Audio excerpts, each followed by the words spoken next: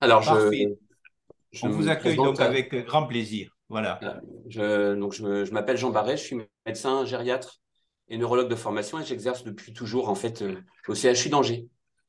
J'ai participé à l'ouverture du service de gériatrie il y a à peu près 23 ans dans ce service de gériatrie et en fait j'avais réagi à un message de professeur Pradine sur son blog à propos d'une chaise. Et en fait, il se trouve que je fais un enseignement dans le cadre d'un DU universitaire de gériatrie sur les presque rien et les petits riens. Et j'ai pensé que ça pouvait être intéressant d'approfondir ce sujet. Donc, par définition, c'est un sujet qui peut être un petit peu difficile à cerner, mais je pense que c'est propice à la réflexion.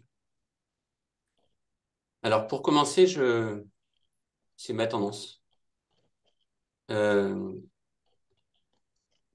on a tendance un petit peu à trouver des allusions aux petits riens, aux presque rien dans la littérature, en poésie, dans la littérature pour enfants, mais on a l'impression que c'est quelque chose qui n'est pas sérieux, qui n'a pas beaucoup d'importance et qui ne fait pas partie du champ d'enseignement théorique.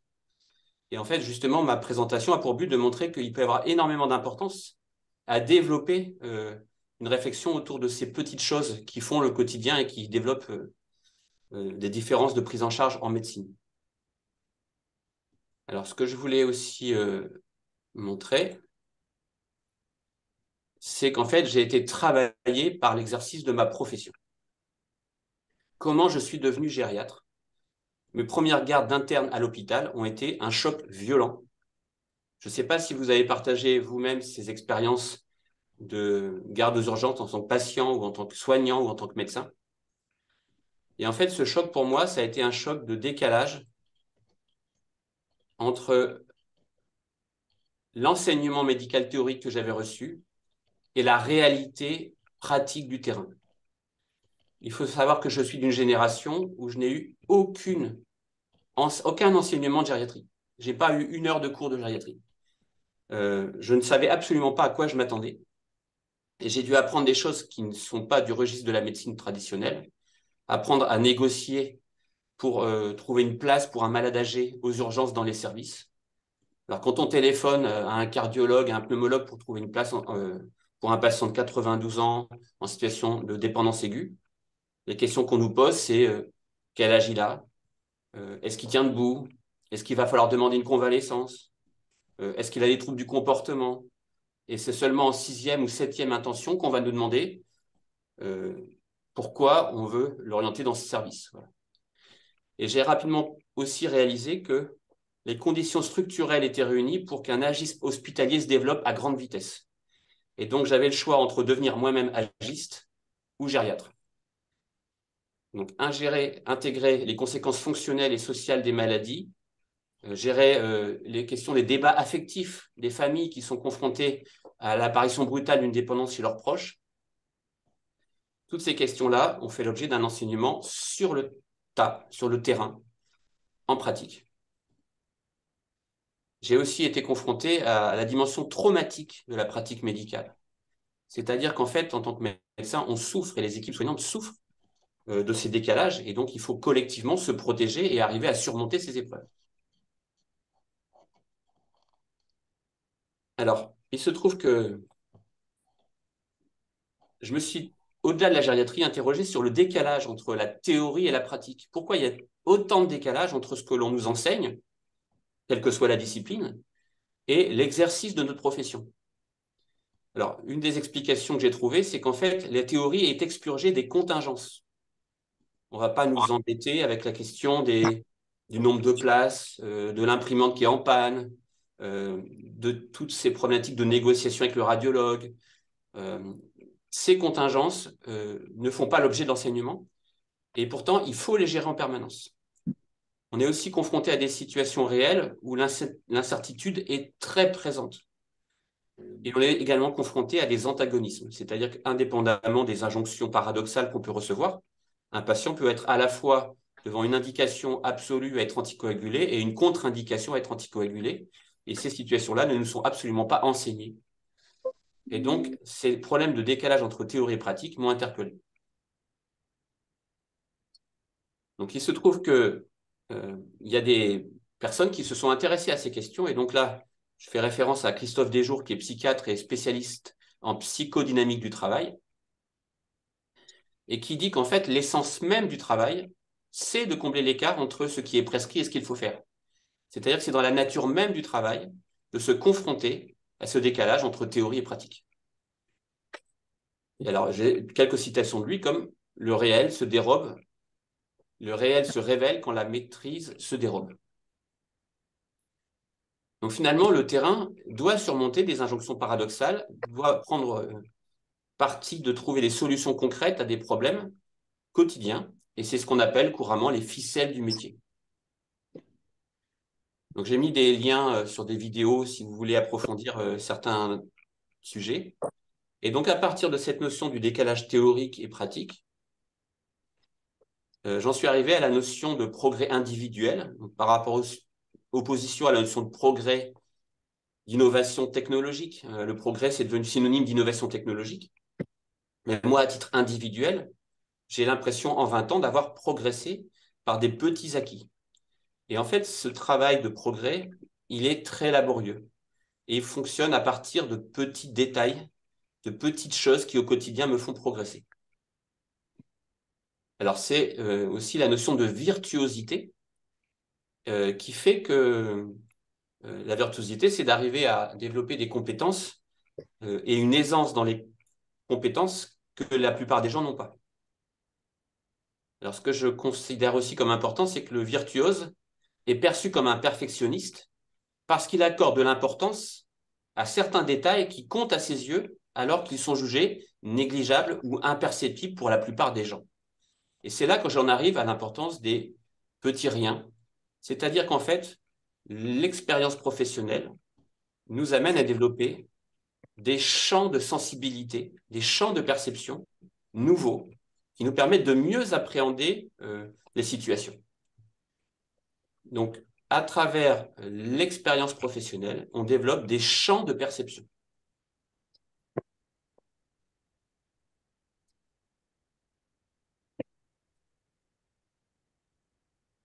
Alors, j'ai développé différentes parties de présentation qui sont un petit peu fourre-tout.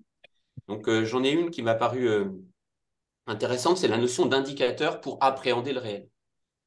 Alors, je voulais vous montrer mon expérience personnelle, donc en 1995 à 2000. Je suis interne. Les urgences, c'est extrêmement difficile. Il y a énormément de personnes âgées qui arrivent en situation de dépendance aiguë. Et si on regarde les indicateurs qui sont disponibles à l'époque, par exemple le vieillissement de la population, on raisonne en fonction des personnes de plus de 60 ans. C'est-à-dire qu'on raisonne à partir de la notion de l'âge de la retraite. Et donc, à partir de cette notion d'âge de la retraite, si vous regardez en 1995, l'augmentation du vieillissement de la population, elle est absolument pas spectaculaire. On est peut-être passé de 16 à 20%. Enfin, en tout cas, ce n'est pas énorme. En quelques années, le nombre de personnes de plus de 60 ans n'a pas augmenté de façon si spectaculaire. Si vous changez juste l'indicateur et si vous vous intéressez aux plus de 85 ans, à ce moment-là, à la même époque, on s'aperçoit qu'en l'espace de 50 ans, le nombre de personnes de plus de 85 ans est passé de 200 000 à 1 200 000 et va passer à 4 800 000 en 2050. C'est-à-dire que si on prend comme critère d'âge 85 ans, on a brutalement l'apparition d'une augmentation par 24 du nombre de personnes âgées. Un autre indicateur qui me paraît intéressant, c'est vous comparez la pyramide des âges qu'on vous montre en général en gériatrie pour expliquer que la population vieillit. Et ça ne rend pas compte d'un phénomène qui est le vieillissement de la population hospitalière. Donc, vous regardez la pyramide des âges à l'hôpital, et là, vous avez une sorte de champignon atomique, où vous avez au CHU d'Angers en 2017 plus de femmes de 80 à 90 ans que de femmes de 70 à 80 ans. Donc, c'est pour vous montrer que changer un indicateur peut changer complètement la perception d'une situation comme celle du vieillissement de la population sur un territoire. Donc, la ressource famille. Donc, un reportage récent a montré qu'il y avait 8 millions d'aidants en France en 2020, 4 millions consacrés à la prise en charge des personnes âgées. Le coefficient de charge parentale, c'est le nombre de personnes en France de 55 à 64 ans, comparativement aux personnes de 85 ans. Et vous voyez qu'en l'espace d'un siècle, on va passer de une personne âgée pour 50 personnes entre 55 et 65 ans à 1 pour 9. Ce qui veut dire que la ressource famille pour prendre en charge la dépendance des personnes âgées va évidemment poser problème. Alors, en termes d'indicateurs, pour montrer également qu'on peut avoir des perceptions complètement faussées à partir des indicateurs, je prends souvent cet exemple d'une femme jeune de 25 ans qui vient aux urgences pour une toux et une dyspnée, alors que elle a fait un voyage en avion quelques jours avant. Donc son médecin traitant dose les dédimères, qui est un marqueur pour dépister le risque d'embolie pulmonaire. Les dédimères sont positifs. Donc la jeune femme est hospitalisée aux urgences pour faire un angioscanner des poumons. L'urgentiste et le radiologue valident l'indication. L'angioscanner montre qu'il ne s'agit d'une simple bronchite. Et le codage du diagnostic du passage aux urgences va conclure à une bronchite. Et donc, si on se fie aux indicateurs, on a l'impression que cette patiente encombre les urgences pour une simple bronchite, alors qu'en fait, le bon indicateur était jugé peut-être légitime que cette jeune femme soit admise aux urgences pour éliminer potentiellement une maladie grave. Alors, un autre exemple d'indicateur qui peut effectivement fausser la perception d'une situation. Donc, c'est un exemple très concret.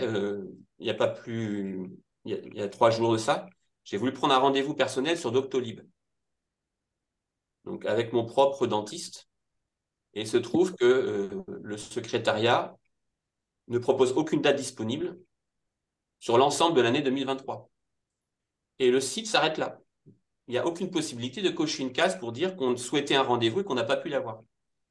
Et donc, ça veut dire que du point de vue du dentiste et du point de vue de la secrétaire médicale, elle est très satisfaite. Tout le monde a son rendez-vous. Mais en fait, il n'y a pas d'indicateur pour noter les personnes qui n'ont pas pu avoir de rendez-vous. Donc ça, c'est ce qu'on appelle le biais du survivant ou le biais de Diagoras. C'est-à-dire que dans des tas de situations, on n'aperçoit pas le non-accès aux soins. Donc pour aller plus loin, j'ai trouvé très intéressant cette intervention d'Alain Suppiot, qui est professeur au Collège de France. Bon, il a terminé ses interventions cette année et qui a fait une conférence et un livre sur la gouvernance par les nombres, justement pour montrer les limites d'une gouvernance uniquement basée sur des indicateurs. Alors, une autre remarque concernant la question des presque rien, des petits riens, c'est une confusion entre structure et organisation. Donc ça, c'est l'organigramme structurel du service de gériatrie tel qu'on aurait pu essayer de le définir. C'est volontairement incompréhensible. L'idée, c'est que l'organisation, ça n'est pas l'organigramme, c'est tout ce qui va être fait en plus par l'ensemble des intervenants. Le médecin qui va raccompagner un patient parce que c'est jour de grève et que personne ne peut le raccompagner chez lui. Les bonnes initiatives des aides-soignants, des infirmières qui vont faire plus que ce qu'on leur demande en permanence pour s'ajuster à la nécessité qui s'impose à la proximité du malade. Donc, toutes ces petites choses qui font l'organisation et qui ne sont pas dans l'organigramme, ce sont des presque rien, ce sont des petits riens et qui sont essentiels pour le bon fonctionnement des organisations. Donc ça, c'est quelque chose qui est conçu, développé par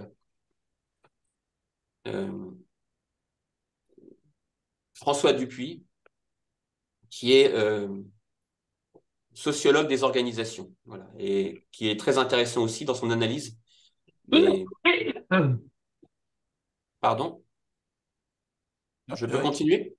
Oui, s'il vous plaît, mais je pense que le mieux, c'est de couper les micros. Je suis en train d'en couper un, qui probablement était responsable. Voilà. Ah bien. Voilà, donc en fait, le concept de grève du zèle, c'est menacer de ne faire que ce qu'on vous demande de faire sur votre fiche de poste, ou menacer d'appliquer parfois des règles à la lettre, des procédures telles qu'elles sont écrites, sans discernement, parce que souvent, il faut faire preuve d'ajustement sur le terrain pour que les choses fonctionnent correctement. Alors, la 4e phase de ma présentation porte sur les fragilités révélées par des petits riens. Donc là, on rentre dans le domaine de la personne âgée. Alors, c'est à partir d'anecdotes que parfois je me rends compte mieux de ce qui peut arriver. Donc cette anecdote, évidemment, elle est réelle. C'est une vieille dame qui habite au 2e étage d'un HLM, qui n'a pas d'ascenseur et qui est confinée chez elle. Elle ne peut se déplacer qu'avec un déambulateur et elle est en grande difficulté pour descendre ou monter des escaliers. Donc il se trouve qu'un facteur attentionné avait convenu de monter son courrier qu'elle reçoit tous les jours et son journal tous les matins au pied de sa porte. Donc ce facteur a oublié, en partant en vacances, de transmettre le message à son collègue de travail. Et donc la dame se retrouve du jour au lendemain sans ce petit courrier, sans ce petit journal qu'elle reçoit tous les matins devant sa porte. Et donc c'est quelque chose qui lui manque beaucoup et c'est quelque chose qui lui pèse. Et donc après 2 jours, 3 jours sans nouvelles, elle va décider de partir en expédition. C'est-à-dire qu'elle est consciente que c'est dangereux, mais elle va essayer de descendre ces 2 étages pour arriver jusqu'à la boîte aux lettres. Donc elle y arrive difficilement et arrivée à la boîte aux lettres, elle s'aperçoit que la boîte aux lettres est pleine de prospectus à craquer. Et elle n'avait pas anticipé que pour le retour, elle allait devoir porter tous ses courriers tout en essayant de s'agripper aux rampes. Et en plus de ça, il y a l'essoufflement à l'effort et l'effort physique de remonter ces escaliers. Donc cette histoire se termine par une fracture du col dans une chute au 2e étage de son palier. Donc c'est pour montrer qu'un détail insignifiant, une transmission oubliée, qui était celle de demander à son collègue de travail de transmettre le courrier au pied de la porte, a eu une conséquence directe sous la forme d'une fracture du col par un processus qui est une accumulation de détails. L'impossibilité de porter en même temps que de tenir une rampe, l'essoufflement à l'effort, le confinement du domicile. Voilà, donc on a énormément de paramètres qui font que la fragilité est révélée par un détail. Donc pour conceptualiser les choses, on a un schéma qui est extrêmement classique en gériatrie, qui est le schéma 1 plus 2 plus 3 de Bouchon. Il montre qu'un élément parfois très faible, la goutte d'eau qui fait déborder le vase, peut conduire à franchir un seuil d'insuffisance. Une autre façon de présenter les choses, c'est l'allégorie du château de cartes, c'est-à-dire que un événement d'une extrêmement faible intensité chez une personne extrêmement fragile peut entraîner un processus de décompensation en cascade, de pathologie en cascade. Et donc, il faut arriver à maîtriser un certain nombre de détails qui peuvent avoir une importance essentielle pour une personne âgée. Alors, une autre façon de se représenter les choses que j'aime bien, c'est l'image du cactus. C'est-à-dire qu'en fait, beaucoup de personnes âgées, il y a 6 millions de personnes âgées qui sont seules en France, vivent avec très peu de stimulation, de vie relationnelle. Mais ces quelques stimulations relationnelles qu'ils reçoivent, ce sont des stimulations essentielles. Donc je dis que le cactus ne peut pas vivre sans eau. Il en reçoit peu, mais cette petite quantité d'eau lui est absolument vitale. Et donc on n'imagine pas à quel point un petit coup de téléphone tous les mardis par une fille, une visite régulière d'une infirmière, une aide-soignante, peut avoir une importance affective motivante pour des personnes âgées. Et donc, ça ne peut quand même pas être que ça. Et pourtant, si, parce qu'il faut bien comprendre que ces personnes sont dans une situation de surinvestissement de liens affectifs essentiels.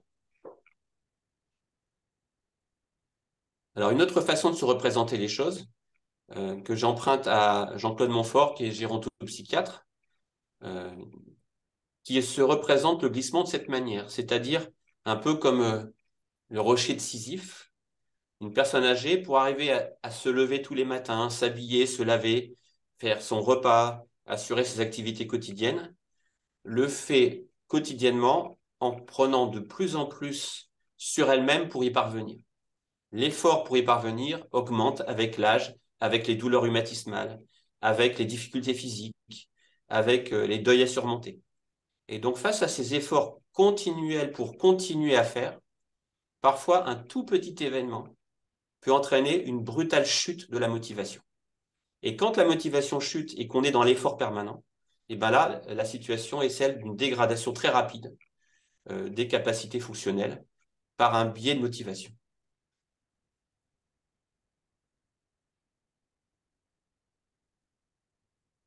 Une autre image que j'utilise pour expliquer l'importance des petits riens,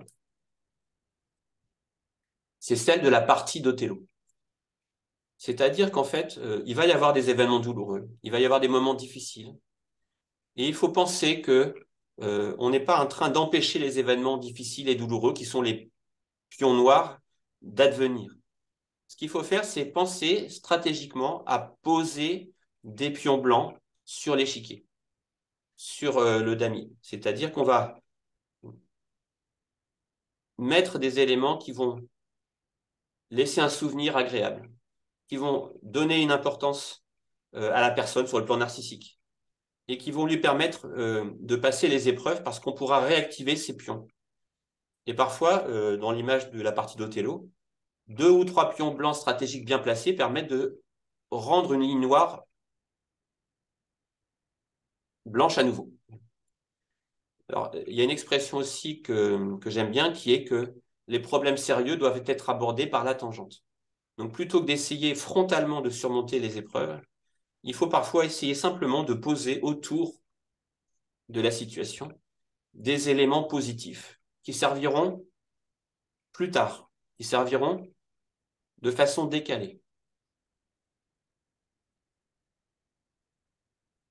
Encore une image qui me paraît pertinente pour aborder la question des petits riens, c'est la patience qui consiste à apporter des petites choses quotidiennement à une personne âgée, en ne sachant pas lesquelles vont être utiles et pour qui. Donc là, c'est l'exemple de la prévention des chutes.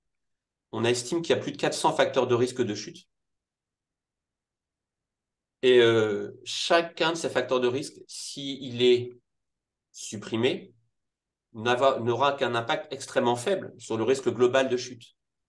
Mais c'est par l'accumulation patiente de toutes ces mesures de protection, qui peuvent parfois se monter à plusieurs dizaines, qu'on arrive petit à petit à engager une politique de prévention des chutes graves. Donc, ça peut paraître ridicule. On est parfois ridiculisé en tant que gériatre parce qu'on a parlé du chaussage, des chaussures fermées, de la barre de seuil. Ça peut paraître ingrat et ridicule, mais c'est cette patience du gériatre qui surmonte un à un les petits détails qui font qu'à la fin, statistiquement, le résultat émerge.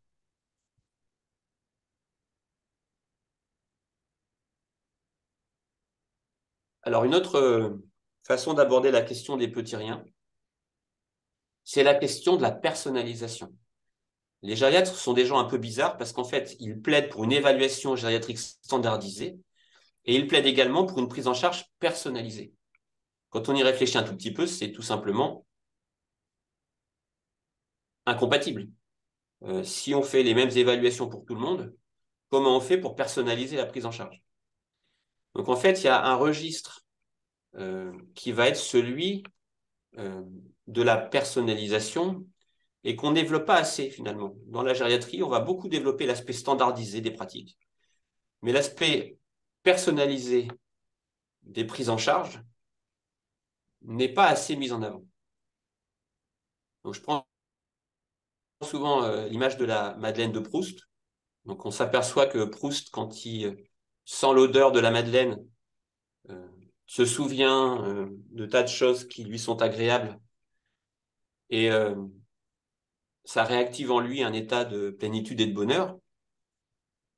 Donc une personne qui a observé ce résultat chez Marcel Proust décide de lancer la madeleinothérapie et de proposer des madeleines à tous les patients âgés d'une maison de retraite pour améliorer leur qualité de vie. Donc c'est le côté absurde de la standardisation des prises en charge. Voilà. Donc évidemment, ça n'est pas ça. La prise en charge, que ce soit pour la prévention des troubles du comportement ou l'amélioration de la qualité de vie ou la bientraitance, on va plutôt chercher à connaître le parcours de vie de l'individu, à connaître ses préférences et ses besoins spécifiques pour lui proposer des solutions qui lui sont propres. Voilà. Donc tout le monde n'a pas été championne de la tarte aux pommes, tout le monde n'a pas eu la chance d'avoir un mari admirable qui était le maire de son village pendant 27 ans, dont on parle régulièrement. Tout le monde n'a pas eu la chance d'être un as du baby-foot en 1965. Donc, il faut arriver à réhabiliter le caractère spécifique de l'individu. Alors, mon premier chef de service, qui est maintenant chef de service à Nantes, utilisait l'image du tailleur. C'est-à-dire que le tailleur, son travail, c'est de corriger le défaut de l'épaule de son client. Si le client a une épaule un peu plus basse que l'autre, eh ben, le costume doit être symétrique. Et donc, on ne va pas chercher à évaluer de façon standardisée tous les patients, mais on va essayer de mettre en avant les qualités propres, le caractère unique, exceptionnel de l'individu. Donc, ça renvoie à deux façons de concevoir la qualité. La façon un peu standard d'évaluer la qualité, c'est que le produit fini de la chaîne doit être identique. Sinon, le client n'est pas content, il doit avoir des produits identiques au bout de la chaîne.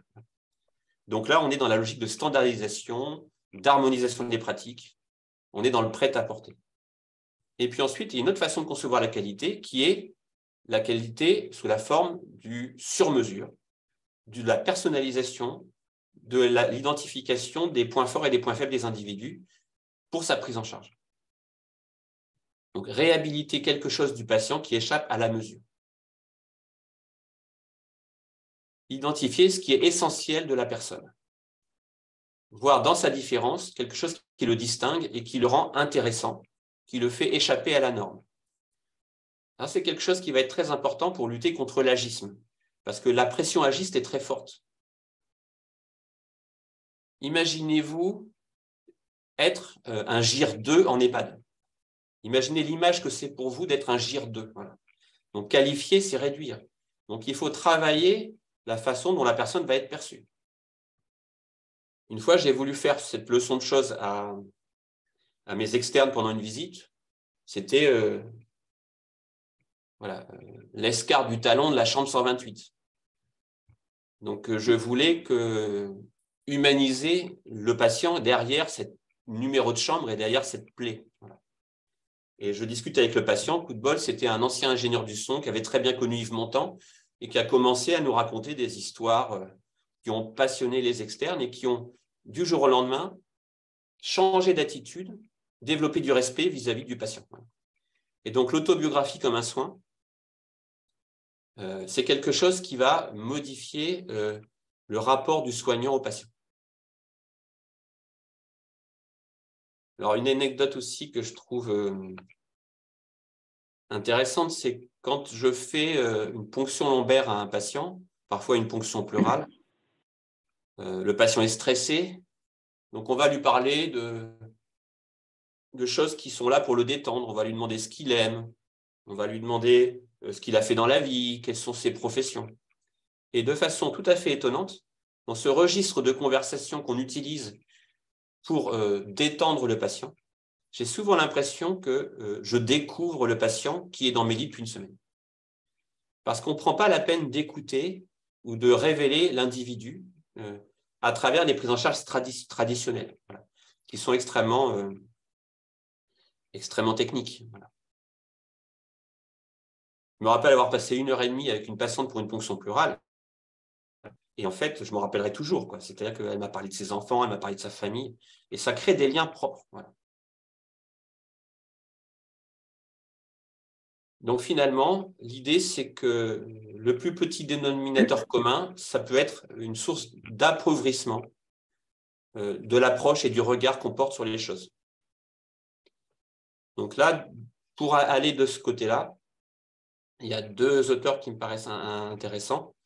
Donc Georges Canguilhem sur le normal et le pathologique, qui dit qu'en voulant améliorer par l'approche normative, finalement, on réduit les individus au rang de fourmis d'animaux, alors qu'en fait, on omet de souligner l'extrême incomparabilité des individus, y compris dans la maladie. Et puis Roland Gori, sur un livre et une conférence qu'il a faite à Nantes sur la fabrique des imposteurs, qui reprend également de façon très critique, c'est vrai, cette approche normative. Alors, le sixième point, pardon, c'est l'inversion des priorités. C'est-à-dire qu'il y a toujours, de temps en temps, dans un service de gériatrie aiguë hospitalière, c'est-à-dire mon lieu d'exercice, il y a toujours des moments où on a l'impression que le soin technique apparaît futile et inapproprié, voire stupide, alors que le soin relationnel apparaît vital, essentiel, pertinent, y compris en termes de rétablissement et de guérison. Alors, je ne suis pas en train de dire qu'il ne faut faire que des soins relationnels. Je suis un médecin rationnel. J'ai appris ma neurologie, j'ai appris ma gériatrie. J'utilise des antibiotiques, des perfusions, des cathéters. Mais je dis que parfois, quand on résume une situation et quand on regarde ce qui a été le facteur essentiel dans la prise en charge, dans certains cas, eh ben, c'est le soin relationnel qui a apporté la différence. On a des patients qui ont 85, 88, 92 ans en moyenne, qui viennent pour des pathologies graves ou incurables. Et parfois, on va coller à ces patients des logiques techniques qui apparaissent extrêmement peu adaptées. Prendre la pression artérielle matin, midi et soir à un patient qui est hospitalisé parce qu'il attend une place en maison de retraite où il aura une tension une fois de temps en temps, simplement parce que c'est l'habitude dans le service, la tradition, et que pendant qu'on prend ces mesures de pression artérielle, qui sont par ailleurs des soins douloureux, hein, on a audité au CHU d'Angers les douleurs provoquées, et la douleur provoquée la plus fréquemment rapportée par les patients, c'était la mesure de la pression artérielle avec les appareils de Dynamap. Et donc, on va faire des soins techniques, des pansements sur des plaies qui ne guériront jamais tous les jours avec des soins de détertion, sans avoir la vision globale de la demande du patient, de la douleur ressentie. Donc, l'inversion des priorités n'est pas une règle, c'est une exception, mais je voulais vous faire part de certaines de ces exceptions qui m'ont marqué. Donc, une patiente qui avait un cancer du poumon et qui était hospitalisée pour une ponction pleurale itérative dans le but de soulager sa dyspnée. Et on a une animatrice dans le service de gériatrie et on a proposé à cette dame de participer à l'atelier qui consiste à faire des petits tableaux de 20 cm sur 20 cm en acrylique, en 2 couleurs. Donc, ce n'est pas le tableau que j'ai présenté, je ne l'ai pas. Et en général, cette activité est proposée pour des gens qui ont des troubles cognitifs sévères, des troubles du comportement. Et j'ai vu la patiente le lendemain pendant ma visite et elle m'a dit j'ai adoré faire ce tableau. Elle nous a demandé si elle pouvait le garder et l'offrir à ses enfants. Parce que, normalement, ces tableaux, on les garde pour les afficher dans le couloir du service. On lui a dit, mais bien sûr, vous pouvez le garder. Donc, cette dame est décédée 8 jours après. Le ressenti personnel, le ressenti des équipes, c'est que la chose la plus utile qu'on ait faite pour cette dame pendant l'hospitalisation, c'était ce tableau. C'est ça qui a donné du sens au travail des soignants. Alors, j'ai suivi une patiente en consultation qui, ce qui n'est pas la règle, n'arrivait absolument pas à surmonter le fait d'être en maison de retraite. Elle avait une maladie d'Alzheimer et je l'ai mis sous antidépresseur, j'ai majoré ses antidépresseurs, j'ai changé d'antidépresseur et elle me faisait de la peine parce qu'à chaque fois que je la voyais, elle était d'une tristesse contagieuse, elle était inconsolable. Et puis un jour, je la revois en consultation, souriante et apaisée, parce qu'en fait, elle s'était entichée du chat de la maison de retraite. Le chat de la maison de retraite, c'était son chat. Il dormait sur son lit, il était sur ses genoux, et ce chat a ridiculisé ma prise en charge thérapeutique. Il s'est avéré beaucoup plus efficace avec ses petites papates que moi avec mes antidépresseurs. Ce n'est pas la règle, mais ça donne à réfléchir.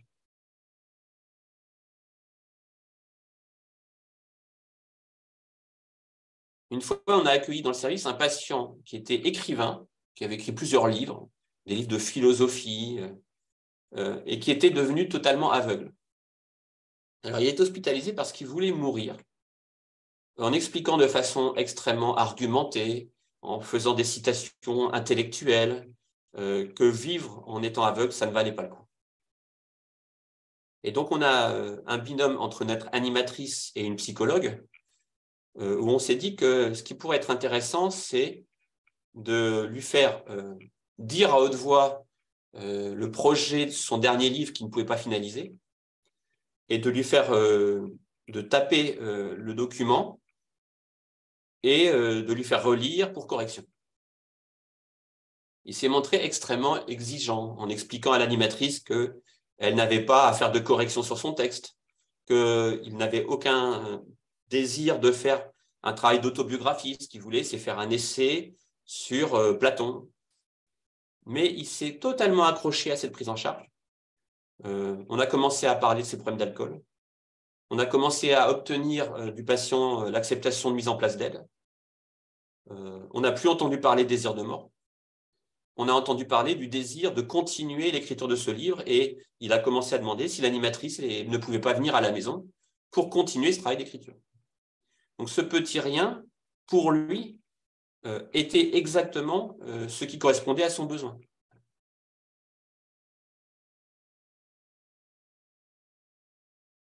Donc une fois, j'ai reçu un patient espagnol parlant très mal le français qui avait quitté l'Espagne au moment de la guerre d'Espagne pour venir en France en passant par les camps d'Argelès et il s'était retrouvé sur Angers. Il était gros fumeur, bronchitique chronique et en fait, il était totalement fermé dans sa prise en charge, dans le refus de sa prise en charge. Et son état de santé se dégradait parce que on n'arrivait pas à avoir un lien, un contact avec lui. Il restait dans son lit. On a l'impression qu'il se laissait complètement mourir. Et en sa présence, j'ai fait allusion au fait que j'avais déjà soigné, quelques années plus tôt, une Madame C, qui avait elle aussi quitté l'Espagne, fait les camps d'Argelès, et j'avais donné le nom de cette dame devant le patient, qui m'a dit « Mais vous connaissez Madame C ?» Il s'est complètement révélé.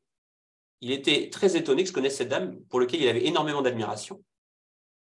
Il a commencé à accepter les soins et à parler de cette dame, et il a commencé à aller mieux.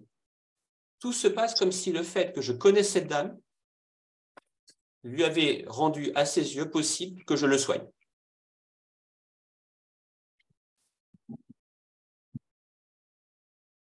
Donc c'est un autre exemple, on a des centaines d'exemples, mais une aide-soignante qui s'appelle Chantal, qui s'occupe de faire des toilettes, qui aide à l'habillage, une patiente hospitalisée pour des troubles du comportement sévère et qui est totalement aphasique. Et elle est vraiment très difficile à comprendre, cette dame. Elle a des phases d'opposition et d'agitation, et on essaye de tester différents types de psychotropes. Et puis, en fait, Chantal lui chante, au moment de manger, en l'aidant à manger, lui chante une petite chanson, Le petit vin blanc. Et la patiente, elle commence à essayer de chanter avec elle. Et puis, à un moment, elle se lève. Et puis, elle essaye de faire danser la samba à l'aide-soignante, en essayant de lui montrer, c'est-à-dire elle veut lui apprendre à danser la samba, elle lui fait un cours de samba. Et la soignante se prête au jeu. Et en fait, on a l'impression d'avoir plus obtenu par cette interaction positive avec cette aide-soignante, on a l'impression d'avoir plus obtenu en termes de prise en charge et de progrès dans les soins que ce qu'on avait essayé d'obtenir avec des psychotropes, en essayant d'alterner les neuroleptiques, les antidépresseurs, les anxiolytiques. Donc en fait, il y a comme ça parfois des espèces de révélations que des petits détails, des attentions particulières très personnalisées peuvent complètement changer le rapport des gens. Alors, là, c'est Eric Fiat que j'écoute, mais que j'admire, mais que je ne connais pas personnellement, qui vient à Angers une fois par an pour faire des conférences. Donc, il avait fait une conférence sur l'humour, y compris en soins palliatifs. Et il expliquait qu'il fallait se méfier de l'esprit de sérieux. L'esprit de sérieux, c'est écarter le tragique et le comique, mais finalement, les personnes âgées et malades ont besoin de rire, ont besoin d'exprimer leur souffrance. Donc finalement, mettre le masque de l'impassibilité sur le visage d'un soignant, ça n'est pas forcément ce qu'attendent les patients.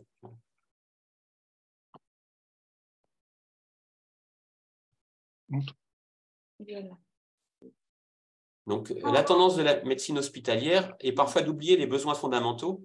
Et si vous avez vous-même été hospitalisé, si vous avez accompagné un de vos parents à l'hôpital, c'est toujours une révélation brutale, parfois violente, de s'apercevoir qu'on s'ennuie à l'hôpital, qu'on passe beaucoup de temps à attendre, que certaines choses vous manquent terriblement.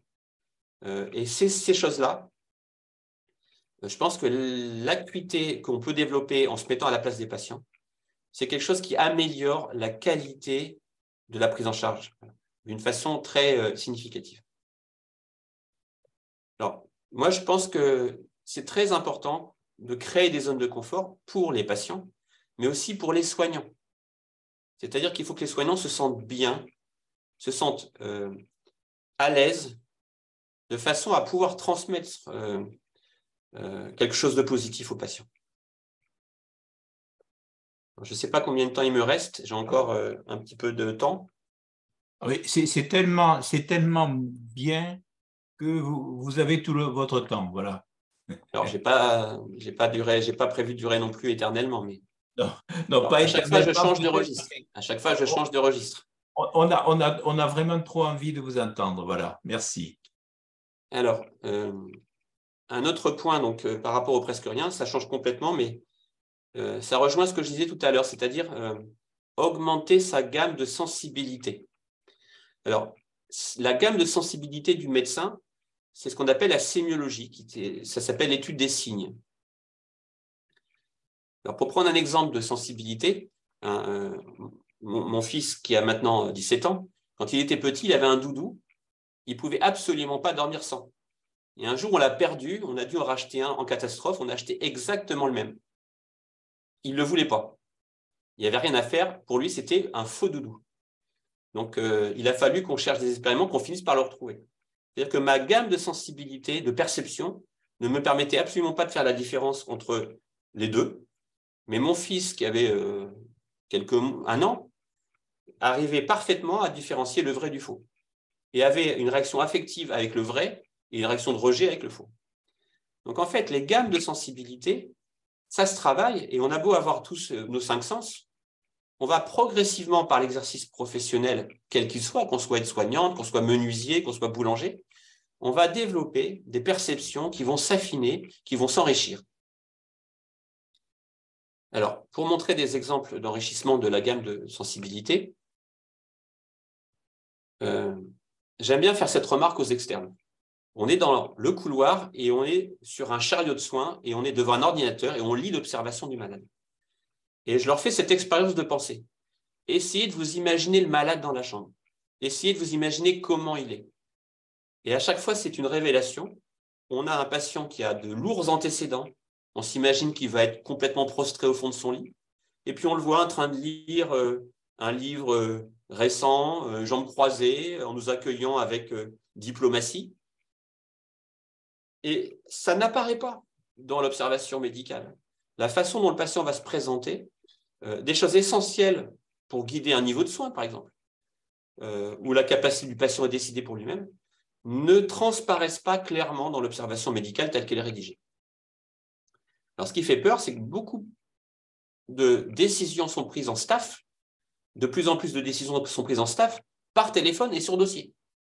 Tous les mercredis matins au CHU d'Angers, il y a un staff d'onco-hématologie où on présente sur dossier 40 patients, où on va décider du niveau de soins et du niveau de chimiothérapie sans avoir vu les malades. Et ça interroge.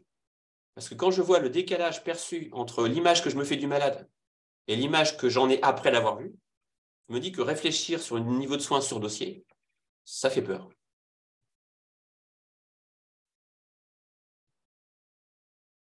Alors, concernant la sémiologie du patient, on m'avait demandé de faire un cours sur les comportements de refus alimentaire et j'ai eu une idée. J'ai fait des petites vignettes vidéo, j'en ai fait une dizaine le même jour en 20 minutes, de patients qui étaient en train de manger. Et après, pendant mon cours, j'affichais sur un grand écran des vidéos de personnes en train de manger. C'était d'une banalité confondante. C'est-à-dire que c'est ce que je vois tous les jours. Et j'ai eu l'impression de le voir pour la première fois. J'étais gêné de m'apercevoir, en regardant les vidéos, de choses que je n'avais pas du tout prises en compte. même du point de vue de la sémiologie médicale, quand j'avais pris en charge les malades. L'effet révélateur de la vidéo m'a paru absolument extraordinaire. Et depuis ce jour, je prends le temps de regarder les patients manger avec un regard sémiologique. Et on s'aperçoit de grandes difficultés fonctionnelles. On peut découvrir une hémianopsie latérale homonyme.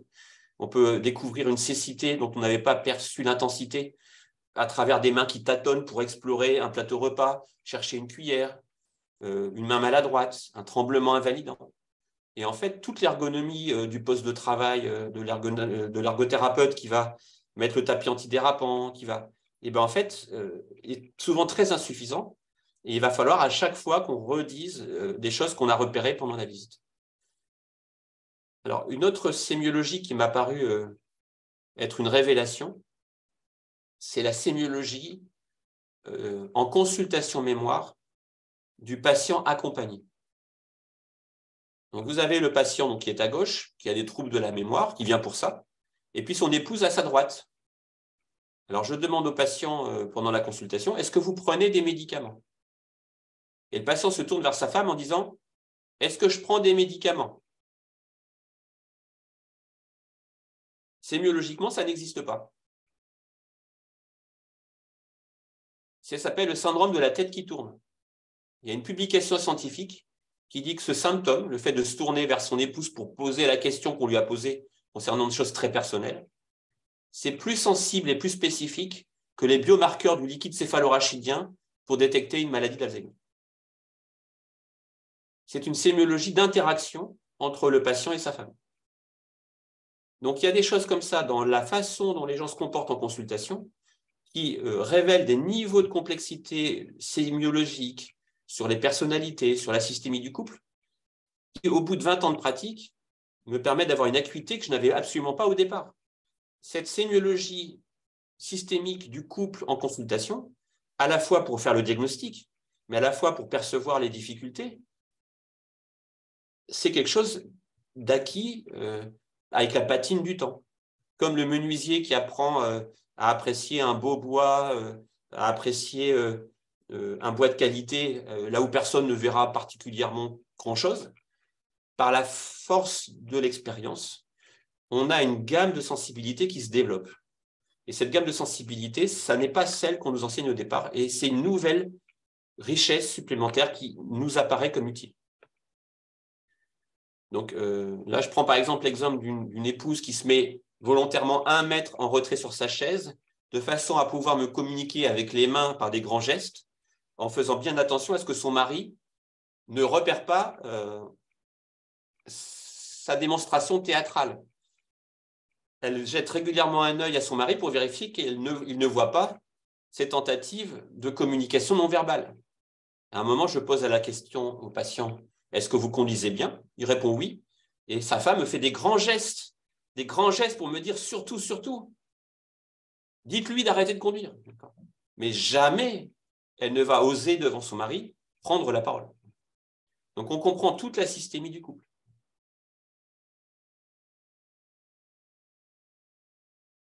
Alors la sémiologie du refus de soins.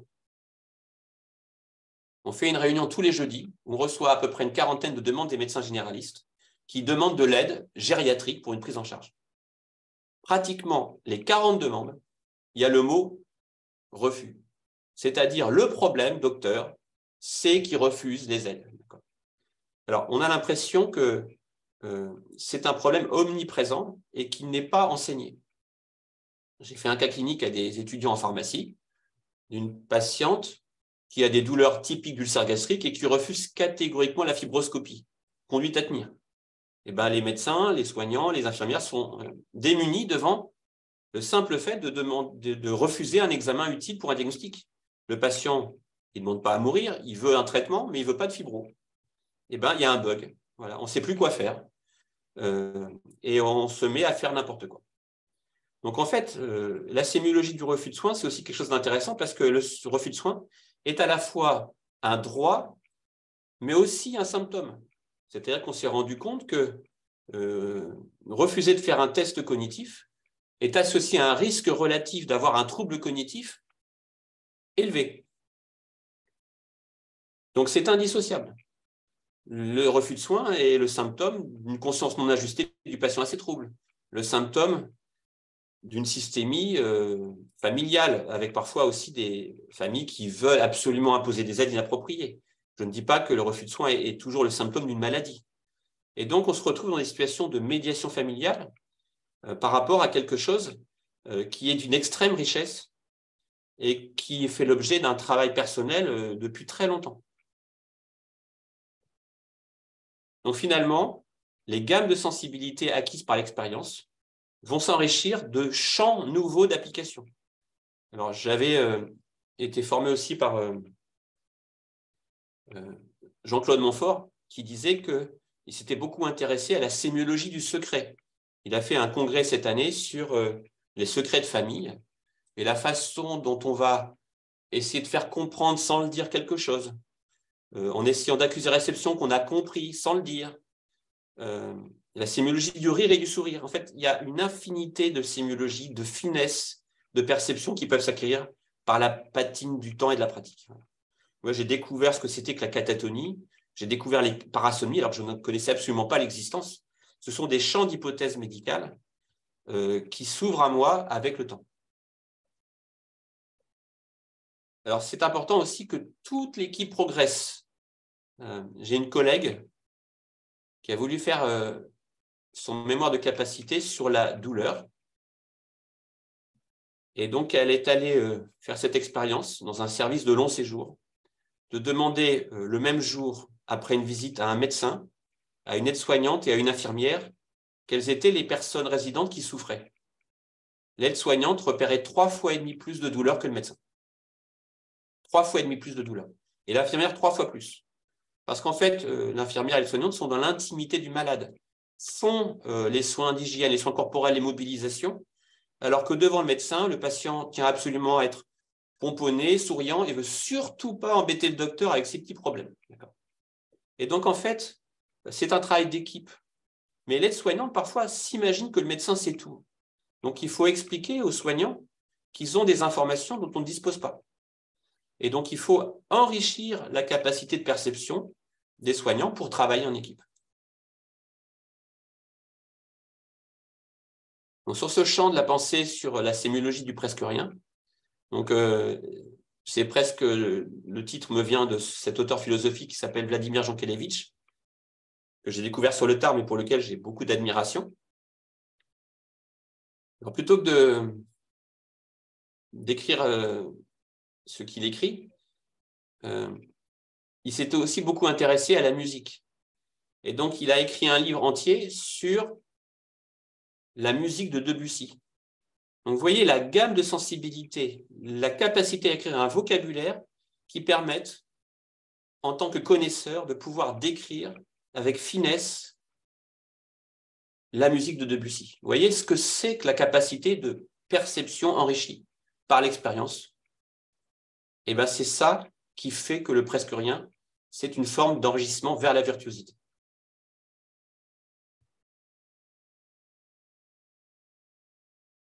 Alors, l'avant-dernière partie qui est les petits riens pour innover.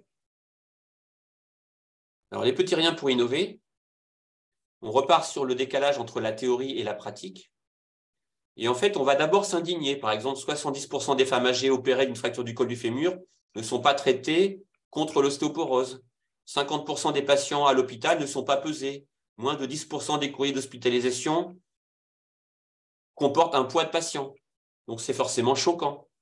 Et donc, la réponse trop souvent envisagée, c'est obligation de se conformer à la norme, sous peine de sanction, accréditation, ou alors mission de sensibilisation, parce que les gens sont peut-être un peu idiots, ils sont égoïstes, ils méconnaissent les règles, ils ne sont peut-être pas compétents, ils ne sont pas organisés. Donc, ces approches simplistes, souvent, ne marchent pas. Donc, je vais prendre un exemple très simple qui est une expérience personnelle. Alors, je pourrais développer sur 1 heure cette expérience qui consiste à essayer d'obtenir que tous les patients du service de gériatrie soient pesés. Donc, en fait, c'est mon intention et je souhaite que tous les patients hospitalisés en gériatrie soient pesés. Le problème, c'est que les patients âgés, eh ben, ils ont une mobilité restreinte. Beaucoup ne tiennent pas debout, ils ont des problèmes d'équilibre. Et la balance, le pèse-personne fourni à l'hôpital, qui est présent à votre gauche, il est étroit, il est haut, et on peut vraiment se casser la figure en montant dessus. Donc, je fais partie d'un comité de liaison en alimentation et nutrition, et je me dis peut-être qu'on pourrait demander des balances larges et plates pour éviter que les patients se cassent la figure. Et il se trouve que ce comité de liaison alimentation et nutrition n'a pas accès à l'appel d'offres sur les balances, qui est commandé directement par le biomédical sans passer par le comité de liaison alimentation et nutrition. Donc, on pourrait dire, bon, bah, rien ne marche dans ce système, ras-le-bol, laissons tomber. En fait, système D, on a mis en place un cadre de marche autour de toutes les balances en consultation. Si bien qu'on n'a jamais eu de chute et que les patients ont pris l'habitude de tenir sur le cadre de marche pour ne pas tomber. Et en hospitalisation, on a mis en place une règle qui est que tous les patients sont pesés avec une chaise de pesée pour éviter les chutes. Et avec ce système-là, deux petites solutions très simples, on est arrivé à ce que 80% des malades soient pesés. Alors, je ne vais pas trop développer, mais la première année, on est très fiers parce que 80% de nos malades sont pesés. La deuxième année, 80% de nos malades sont pesés. Et en fait, on stagne. Alors, j'en discute avec une directrice des soins qui me dit « mais c'est normal, c'est la loi de Pareto ». La loi de Pareto, c'est 80% des effets sont dus à 20% des causes. C'est-à-dire que s'il y a 10 raisons pour lesquelles on ne pèse pas les malades, en supprimant 2, on est passé rapidement de 0 à 80%. Mais pour passer de 80% à 100%, il va falloir trouver 8 autres causes qu'il va falloir lever. Et donc, l'impression que c'est facile de passer de 80 à 100% est totalement erronée. Et donc, en fait, on s'est rendu compte que pour gagner un petit peu, il allait falloir acquérir des lèvres malades avec système de pesée. Alors, bon, je ne vais pas trop développer cet exemple du poids, mais on s'est aperçu quand on avait les poids des patients qu'il y avait des erreurs humaines. En fait, quand vous avez un poids de 47 kg, vous retenez surtout le 7 en disant le 4, je m'en souviendrai, le 7, je m'en souviendrai peut-être pas. Donc, vous mémorisez davantage le chiffre des unités. Si bien qu'on s'est mis à avoir régulièrement des erreurs de dizaines. C'est une erreur humaine, courante. Et donc, on a alerté les infirmières et les aides-soignantes en disant faites attention, vous faites des erreurs de dizaines quand vous recopiez les poids. C'est un presque rien, issu d'expérience empirique. Alors, une expérience qui est très importante et qui est aussi un concept très fort pour moi, c'est le concept de jurisprudence normative.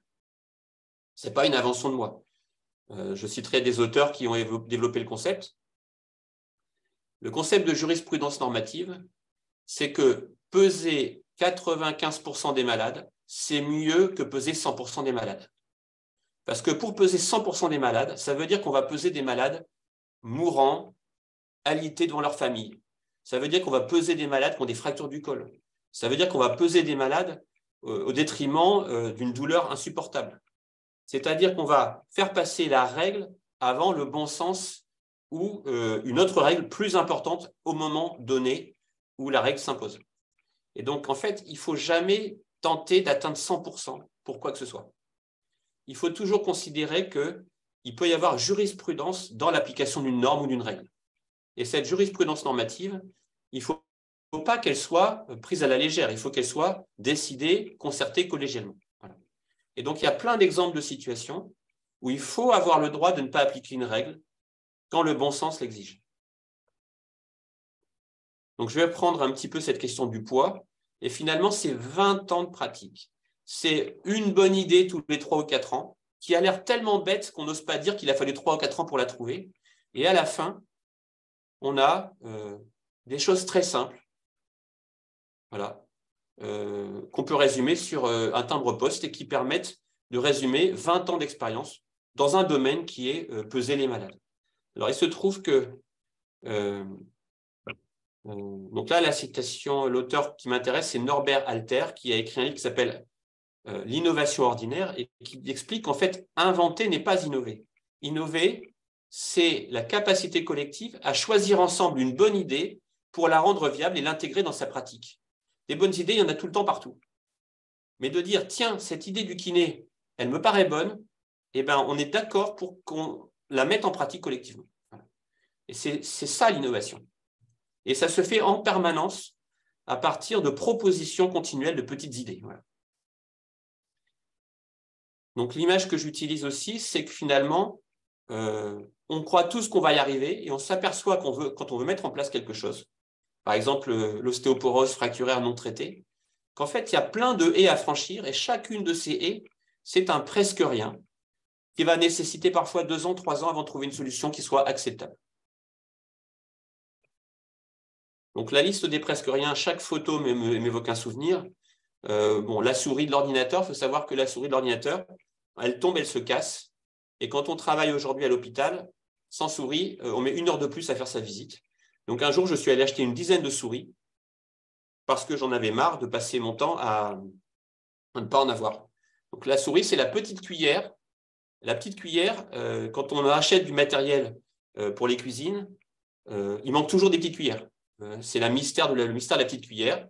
Les petites cuillères sont plus petites, elles passent systématiquement à la poubelle avec les plats. Et donc, les gens savent très bien qu'il faut commander 2 à 3 fois plus de petites cuillères que de couteaux et de fourchettes. Et ben, pour le matériel informatique, la petite cuillère, c'est la souris. Et donc, un presque rien qui va vous changer la vie, c'est d'avoir des stocks de souris d'ordinateur. Et vous allez parfois mettre 2 ans ou 3 ans à réaliser cette chose évidente.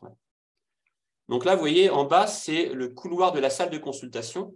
On a fait métrer le couloir. On a mis une borne à 0 mètres, à 3 mètres, à 10 mètres, si bien que quand le patient va de la salle d'attente à la salle de consultation, on a mesuré sa vitesse en mètres par seconde en passant. Il ne s'en est même pas rendu compte. Ça fait gagner un temps fou et ça permet d'avoir une mesure. C'est une petite idée proposée par un kiné un jour. Voilà. Et donc, en fait, chaque idée est bonne à prendre. Donc là, je pourrais développer pendant longtemps toutes les petites idées, mais ma première révélation en tant que gériatre, c'est le fait qu'un patient peut recouvrer son équilibre postural en 1 minute. Un patient qui est incapable de tenir assis au bord du lit, que vous soutenez patiemment pendant 1 minute et qui progressivement arrive à tenir. C'est magique. Moi, j'en fais souvent la démonstration aux externes. C'est des petites révélations utiles. Et donc, je ne vais pas... c'est la transmission de l'expérience et du savoir. L'idée, ce n'est pas de transmettre mon savoir, mais de vous inciter à faire de même, à témoigner de vos expériences, de tracer, ces choses sont essentielles, sont précieuses, ce sont des petits diamants. Et il faut que chacun réfléchisse à ce qu'il pourrait transmettre en termes de petits diamants à une époque où parfois on a l'impression que ce qui compte, c'est la standardisation des pratiques. Moi, j'insiste sur l'acquis de l'expérience. Alors, je trouve aussi qu'on est dans une époque un peu paradoxale où les choses n'ont jamais été aussi complexes, mais le mot d'ordre s'est fait simple. J'ai un chef de service qui m'a dit qu'il faudrait faire un livre sur les ordonnances simples en gériatrie. Et en fait, le problème, c'est qu'avec des solutions simples, on règle même pas 10% des problèmes. Et en fait, l'ambition du XVIIIe siècle, du XIXe siècle, d'approfondir la réflexion, d'être exigeant dans la pensée, à une époque où les choses n'ont jamais été aussi compliquées, c'est au contraire une pression de simplification, de solutions immédiates. Et je lutte un petit peu contre cette tendance.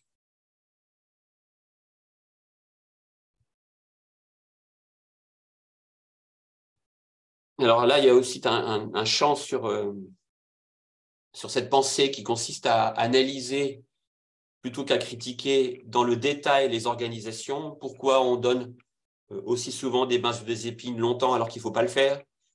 Plutôt que de critiquer les pratiques, il faut faire ce qu'on appelle de la sociologie des organisations. Donc, il y a toute une culture de ça. Et je pense que c'est tout à fait prometteur pour arriver à dégager vraiment des axes de solutions qui soient vraiment efficaces. Alors, pour terminer, ça va être très court parce que je ne vais pas développer la question de la science, mais je voulais montrer que je ne sais quoi, c'est aussi l'émergence de la pensée scientifique. La plupart des découvertes scientifiques, la pénicilline est liée à l'observation d'un effet d'un champignon sur une bactérie. la physique quantique a été découverte à partir de l'analyse, la curiosité d'une personne qui s'est étonnée de la répartition sous forme de quotas ou de bandes de lumière, là où on s'attendait à avoir un spectre continu. Donc c'est l'observation, c'est la gamme de sensibilité acquise par l'observation dans un domaine particulier qui ouvre à l'esprit scientifique. Alors, bon, c'est un exemple qui est un petit peu technique, mais il se trouve que la maladie d'Alzheimer se caractérise par des biomarqueurs qui sont la protéine Tau et la plaque amyloïde. Et il se trouve aussi qu'on a actuellement des techniques extrêmement sophistiquées qui permettent de voir in vivo sur des imageries ces lésions. On peut voir les plaques amyloïdes et on peut voir la protéine Tau dans le cerveau des patients de leur vivant par des imageries qui sont coûteuses et qui sont surtout utilisées actuellement pour la recherche. On s'est rendu compte que quand on prenait des hommes et des femmes de plus de 85 ans qui avaient les symptômes de la maladie d'Alzheimer la plus typique, il y en avait environ 30% qui étaient négatifs pour ces deux biomarqueurs. Un tiers des personnes de 85 ans qui ont des troubles de la mémoire immédiate n'ont pas de protéines Tau et de plaques amyloïdes. Et en 2019, on se dit, il y a un problème, il doit y avoir une autre explication. Donc ça s'est appelé le LATE, et ça s'appelle maintenant l'encéphalopathie TDP-43. Donc c'est-à-dire qu'il y a 4 ans, on nous dit, finalement, un tiers des malades d'Alzheimer depuis 85 ans n'ont pas la maladie d'Alzheimer. Donc c'est tout à fait déstabilisant, mais ça montre à quel point la science part d'observations concrètes et peut être totalement déroutante.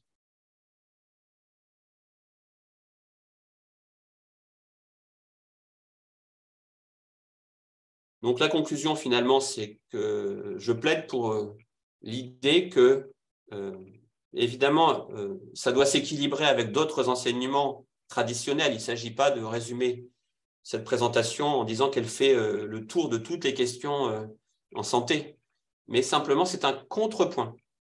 C'est pour essayer de contrer une tendance qui vise à négliger les détails, à privilégier les indicateurs, les approches normatives, et qui passe souvent à côté d'éléments essentiels à la qualité des soins, à la qualité des prises en charge, aux dimensions humanistes des soins. J'ai terminé. Est-ce qu'on peut échanger autour de ma présentation ? Ah, mais j'espère bien que nous allons échanger autour de votre présentation, mais il ne serait venu à l'idée de personne de vous interrompre parce que c'est vraiment extrêmement passionnant.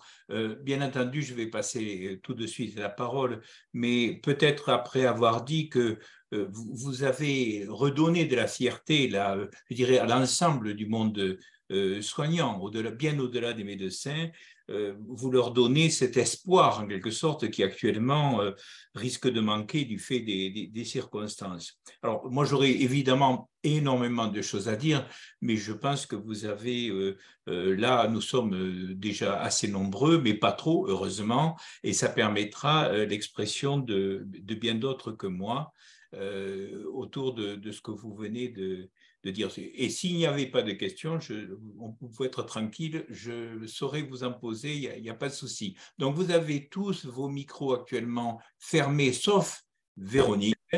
Donc, vous avez la parole. Peut-être Véronique en premier. Oui, bien sûr. Merci beaucoup. Donc, je suis Véronique Lefebvre-Desnouettes, je suis médecin psychiatre et gériatre et je suis docteur en philosophie pratique et éthique médicale et mon directeur de thèse était Eric Fiat. Donc, après vous avoir entendu, je ne peux que vous conseiller de poursuivre et de faire un doctorat de philosophie et d'éthique médicale. Vous avez déjà votre sujet. Et c'est absolument magnifique. Merci de nous avoir fait partager tout ça. Vous faites de la philosophie, je pense, de façon en colloque singulier avec vous-même, puisque vous avez évidemment cité Yankelevitch et le presque rien et le je ne sais quoi. Mais il y a aussi chez Yankelevitch cette apparaissance-disparaissance. Il y a chez les philosophes grecs cette notion de kairos, c'est-à-dire de prendre le bon moment, au juste moment avec nos malades, quand vous dites que vous les observez manger, que vous sortez en les filmant. C'est ce qu'on fait nous les psychiatres, hein, quand on fait des thérapies familiales, on filme pour se dire mais qu'est-ce qui s'est passé, quelles sont les interactions, hein. Donc vous tout seul, vous êtes psychiatre, vous êtes philosophe, il faut absolument poursuivre ce que vous avez fait. Et mon sujet de thèse, moi, était le sentiment d'exister des malades d'Alzheimer, de poids, esprit et tu là. Je rajoute que j'ai soutenu ma thèse, j'avais 62 ans. Donc, vous voyez, il est absolument pas trop tard pour bien faire. Et philosopher, c'est développer des concepts. Et j'ai développé le concept d'éthique des petites perceptions, qui rejoint ce que vous venez de nous décrire. C'est-à-dire ne jamais assimiler nos patients âgés à la massification des vieux, à ce qu'on en perçoit. Il y a d'abord une perception, puis une aperception. Et profiter du juste moment pour rentrer en relation avec eux, dans une relation vraie. Et utiliser toutes ces petites choses, faire ce pas de côté philosophique et éthique que vous nous avez montré ce soir et qui est tout à fait remarquable. Donc, il faut absolument que vous poursuiviez et que vous alliez au-delà de vos externes. Il faut aller loin, loin, il faut publier, il faut écrire, il faut montrer que tout ça est tellement important, le travail en équipe, vous avez 100 fois raison, à se tourner vers nos aides-soignants, des ASH, la personne de l'accueil, c'est elles qui perçoivent les choses, beaucoup plus que nous. Et puis, vous pratiquez, encore une fois, sans le savoir, l'époqué, ce que les Grecs appelaient l'époqué, c'est-à-dire la suspension du jugement. Et c'est vraiment une phénoménologie des petits instants que vous nous montrez. Vous décrivez ce qui est en train de se faire sans jugement a priori. Et ça, c'est très compliqué quand on travaille à l'hôpital. C'est très, très difficile de se faire entendre de nos directions et de sortir de la numérisation et de la normativité qu'on nous impose, hein, à l'hôpital. Moi, je sais que je refuse absolument de faire la télémédecine. Je ne peux pas. J'ai besoin, en tant que psychiatre, de voir mes malades, de les toucher. Vous voyez, le psychiatre que je suis, j'ai besoin de les toucher et d'être en face d'eux. Ils ne comprennent rien avec cet outil et on veut que je fasse du chiffre. Moi, je ne veux pas faire du chiffre. Je veux voir mes malades et me donner les conditions de possibilité d'avoir une rencontre vraie. Donc, vraiment, félicitations, c'est magnifique ce que vous nous avez montré, mais poursuivez, de grâce, poursuivez. Il faut que vous alliez jusqu'au doctorat. Hein. En tout cas, moi, j'ai toujours peur de trahir la pensée des auteurs que je cite, parce que parfois, très souvent, je cite des passages qui m'ont tout à fait touché ou interpellé de certains philosophes, sans bien entendu avoir lu l'intégralité de leur œuvre. Donc, c'est pour ça que c'est un exercice difficile pour moi de citer un auteur sans... Alors, je ne dis pas que je n'ai pas lu, hein, je pense avoir quand même lu beaucoup, mais de là à maîtriser la pensée d'un philosophe que je cite, il y a quand même un énorme pas que je n'ai pas franchi. Mais il faut le faire. Hein. Moi, vous croyez, je pense que je n'ai pas du tout lu en entier la phénoménologie de l'esprit d'Hegel, j'en suis absolument incapable. Et pour autant, ça ne m'a pas empêché de poursuivre un travail philosophique auprès de mes malades. Donc, c'est de la philosophie pratique, hein, que l'on fait avec Éric Fiat. C'est ça qu'il faut faire. Ce que j'adore chez Éric Fiat, qui ne me connaît pas, mais que j'admire, que je vais voir tous les ans quand il vient à Angers, c'est qu'il s'adresse à des aides-soignantes, à des infirmières. Mais bien sûr, absolument. Et qu'il va faire absolument. une explication de texte de Kant limpide et utile pour la pratique quotidienne à des soignants. Absolument. Alors, j'ai déjà fait le siège de Jean Barré pour qu'il veuille bien poursuivre. Donc, nous avons exactement le même discours encourageant, au moins publié, je pensais à NPG, par exemple, oui. Hein, ne serait-ce dans un premier temps, au moins publié, c'est-à-dire sortir ça vite, prendre ce créneau-là, hein, parce qu'il n'est pas très, très occupé. Et en plus, il montre à quel point on peut être médecin et s'intéresser bien au-delà de la médecine et casser l'image, au fond, d'une médecine techniciste qui ne s'intéresse pas aux patients. Parce que quand on entend Jean Barré, je veux dire, enfin voilà quoi, c'est Mozart. Hein. Bon. Parmi les personnes qui peuvent parler, je vois bien que Jean et Nicole ont levé la main, hein, Jean Schaeffer. Est-ce que je vois que Marie-France Peyre est intervenue dans le chat. Est-ce que vous voulez vous exprimer, Marie-France? Oui, bonjour. Enfin, j'ai trouvé passionnant votre présentation. Donc, j'ai été dérangée un peu au travail, donc je n'ai pas pu tout suivre, mais il me tarde vraiment de pouvoir revisionner pour m'attarder à tout ce que vous avez dit, parce que ça fait 34 ans que je travaille dans ce secteur-là. J'en suis profondément convaincue de tout ce que vous venez de dire. C'est vraiment les messages que j'essaye de faire passer à mes collaborateurs, ces petits riens qui font toute la différence. Et c'est vrai que actuellement, avec les nouvelles générations et tout ça, c'est des choses qu'on a du mal à faire passer. Et là, grâce à vous, ben, ça m'a redonné de l'espoir et d'autres façons de faire que je vais essayer de mettre en place pour y arriver. Parce que voilà, c'est l'essentiel pour moi aussi. Je pense peut-être il faudrait préciser que vous étiez infirmière et vous êtes maintenant directrice d'EHPAD, c'est ça? Alors, je n'étais pas infirmière, mais j'ai toujours, voilà, ça fait 34 ans que je suis dans le secteur au niveau des personnes âgées et je suis directrice d'un EHPAD dans le Tarn, à Castres. Voilà. Jean et Nicole Schaeffer, vous voulez vous exprimer? Oui, je suis cardiologue retraité et les petits riens, ça me fait penser à quelque chose que je vivais très régulièrement en faisant la visite dans le service. C'est les patients cardiaques qui ne pouvaient pas se lever. Très régulièrement, ils n'avaient pas accès au verre d'eau et à la carafe d'eau parce que la table, je ne sais plus comment on appelait cette table, était trop loin du lit. Et j'approchais la table du lit. Combien de fois j'ai fait ça? Donc les petits riens, ça me faisait penser à ça. Alors, je n'ai pas développé la question de la sonnette, mais on sait que dans un service de gériatrie, une fois sur deux, quand on rentre dans la chambre du patient, la sonnette n'est plus à portée de main. Alors, c'est la faute à personne. Et donc, je sensibilise toute personne rentrant dans la chambre du patient au fait qu'on vérifie systématiquement l'armée à portée de main. Et effectivement, on passe son temps à faire ces petits gestes et on donne l'exemple. Oui, alors c'est vrai qu'on aurait tous envie un peu de se vanter de nos petits gestes après avoir entendu ce que vous dites. Hein.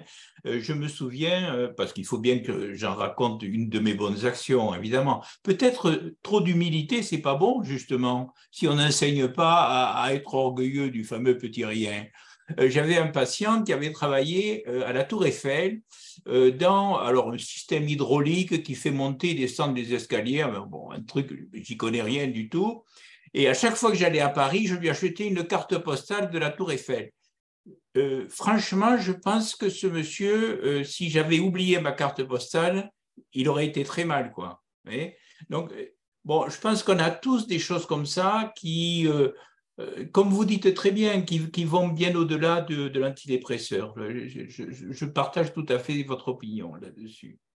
Après, c'est vrai qu'il ne faut pas avoir honte de ça, parce que nous sommes dans un univers qui est encore de mise à distance, de mécanisme de défense qui fait que on entendait dire il faut pas aimer son patient. Enfin voilà, il y a tout un discours sur l'attitude professionnelle, le fait de c'est pas ma famille, et puis il faut pas rentrer en concurrence avec la famille, et dès lors il faut pas trop s'approcher. Et puis si on s'approche trop, comme il va mourir, eh bien on va être en deuil, et à chaque fois on sera en deuil, puisqu'on a dans mon service de soins de longue durée, on avait un décès par semaine. Donc si je me rapproche trop de ces personnes-là, ils vont mourir. Alors je vais être tout le temps en train d'être en deuil. Il y a toute une série comme ça de freins, je dirais, hein, d'a priori qui viennent bloquer aussi, il faut bien le dire. Hein. On a observé que spontanément, les soignants ressentent le besoin de donner d'eux-mêmes. Et que parfois, cette proposition de donner de soi, elle n'est pas prise en compte. C'est-à-dire qu'il y a une espèce de malentendu entre des organisations qui attendent des choses très techniques et aussi un besoin. Alors, c'est vrai qu'il y a une mise en garde, sur le fait de trop s'exposer affectivement, mais on ressent le besoin en tant que soignant d'apporter des petits gestes. Et je pense que ça n'est pas du tout, au contraire, quelque chose qui peut nous exposer, que d'avoir eu le sentiment d'avoir fait ces petits gestes dans l'accompagnement du malade. Je pense que c'est un besoin naturel qu'on ne sollicite pas suffisamment. Après, la question d'humilité, je suis assez d'accord, c'est une question qu'on se pose.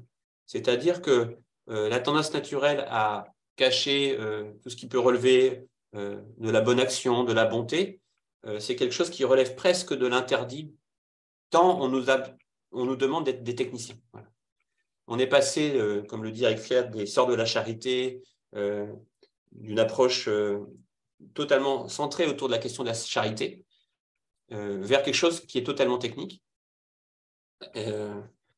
Mais je pense qu'on a encore ce besoin d'apporter des choses dont on ne parle pas, mais qui relèvent quand même du don. Voilà.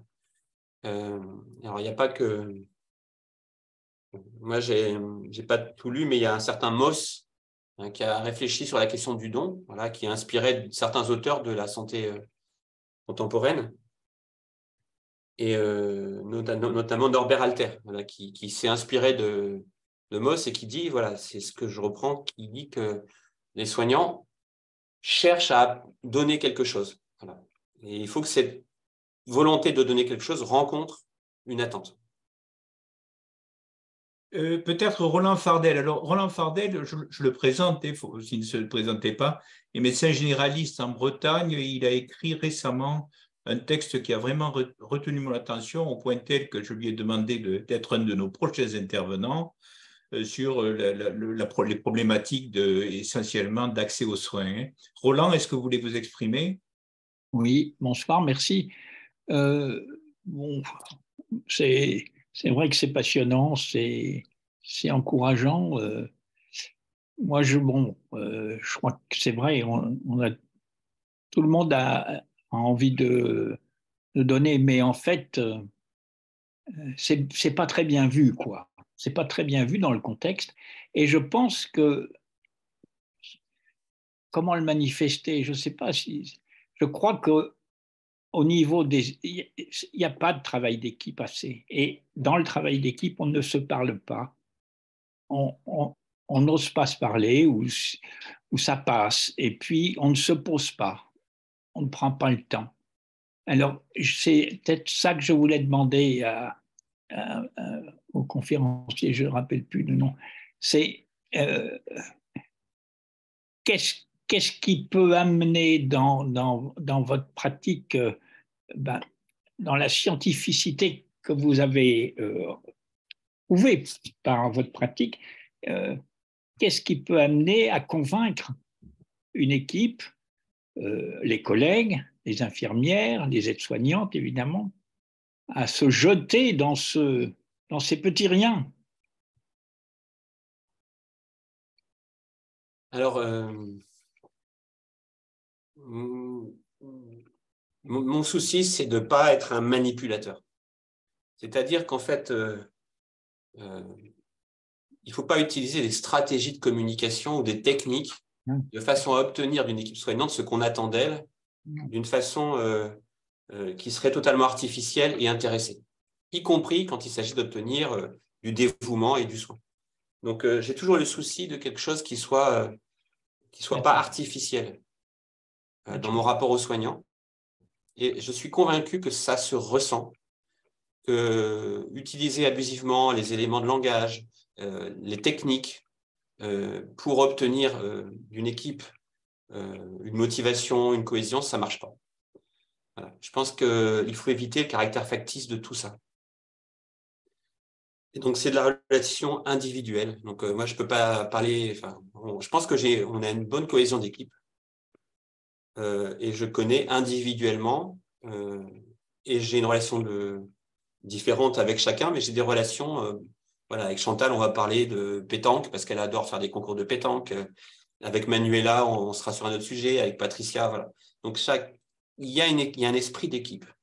Et une équipe, ça se transmet de la motivation, ça se transmet d'émulation. On est tous là pour encourager celui qui a fait un effort, concrètement. Voilà. Et je suis aussi le réceptacle des moments de fierté. Une infirmière va me dire avec l'aide-soignante lundi matin, ce week-end, on a fait marcher tous les malades.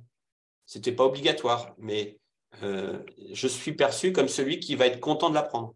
Et c'est vis-à-vis de moi qu'elles vont être contentes de le lire. Voilà. Donc, il y a toute une dynamique qui fonctionne. Mais je crois que ce qui n'est pas reproductible, c'est que justement, elle fonctionne sur les relations interpersonnelles. Et à un moment, la sauce prend, mais il ne faut surtout pas chercher à manipuler. Je crois que c'est vraiment la base de la réussite. Oui, c'est la force du témoignage. Il y a parfois des petits riens qui sont des grandes choses, malgré tout. Je pense à l'exemple que vous avez cité en termes de plaies de pression qui ne guériront pas et qui requièrent des soins qui sont, ou qui étaient, parce que ça fait quand même 12 ans que je ne suis plus en activité, qui étaient traités comme une plaie de pression curable. C'est-à-dire ce que vous dites, détertion, au lieu de s'intéresser uniquement à la douleur et aux odeurs, finalement. Dès lors que cette plaie de pression ne guérira pas. C'est donc la grande bifurcation vers le soin palliatif exclusif par rapport au moins à cette plaie. Et là, c'est vrai que j'ai commencé ma carrière comme anesthésiste réanimateur. Et puis, je l'ai continué en étant gériatre, disons, avec peut-être un peu moins de stress d'urgence. Bon. Et j'ai pratiqué, si vous voulez, avec mes connaissances d'ancien anesthésiste, ce que je pensais juste de faire sur des plaies de pression qui étaient effectivement douloureuses, à la fois localement, mais également par la position qu'on donnait aux patients, toujours latérale, de manière à pouvoir soigner ces plaies de pression qui sont postérieures, qu'elles soient sacrées, qu'elles soient talonnières. Et je peux vous dire que les doses à administrer pour que la personne soit confortable dès lors qu'on veut, comme vous dites, déterger mécaniquement cet escar, c'est pas mal. Hein, avec rien que du protoxyde d'azote, on n'y arrivera pas. Hein, ça, je vous le garantis. Il faudra adjoindre d'autres molécules. Donc, je suis très sensible à ce que à ce que vous avez dit tout à l'heure par rapport à ce problème, ne serait-ce que celui-là. Et je ne peux pas m'empêcher de penser que si nous voyons actuellement se développer cette espèce de tendance collective au sauve-qui-peut individuel vers une fin plus rapide, c'est peut-être parce que nous avons échoué là aussi. C'est parce que les gens ne sont pas idiots. Ils voient bien que c'est douloureux. Hein. Quand on est dans son pansement, on ne se rend pas compte. On ne voit pas même le visage se crisper de l'autre côté. Hein. Voilà. Un petit peu ce qu'on voyait en anesthésie dès lors qu'on est du côté anesthésiste et pas du côté chirurgien ou opérateur. Voilà, donc moi j'entends ce que vous dites et ça réveille dans moi cette perception-là sur cette dimension du confort ou du non-inconfort, parce que quand on dit médecine de confort, c'est aussi tout simplement éviter les grands inconforts. Peut-être alors, il y a Véronique qui veut s'exprimer et puis il y a Christian. Alors, Christian, je sais qu'il va laisser la parole aux dames. Hein.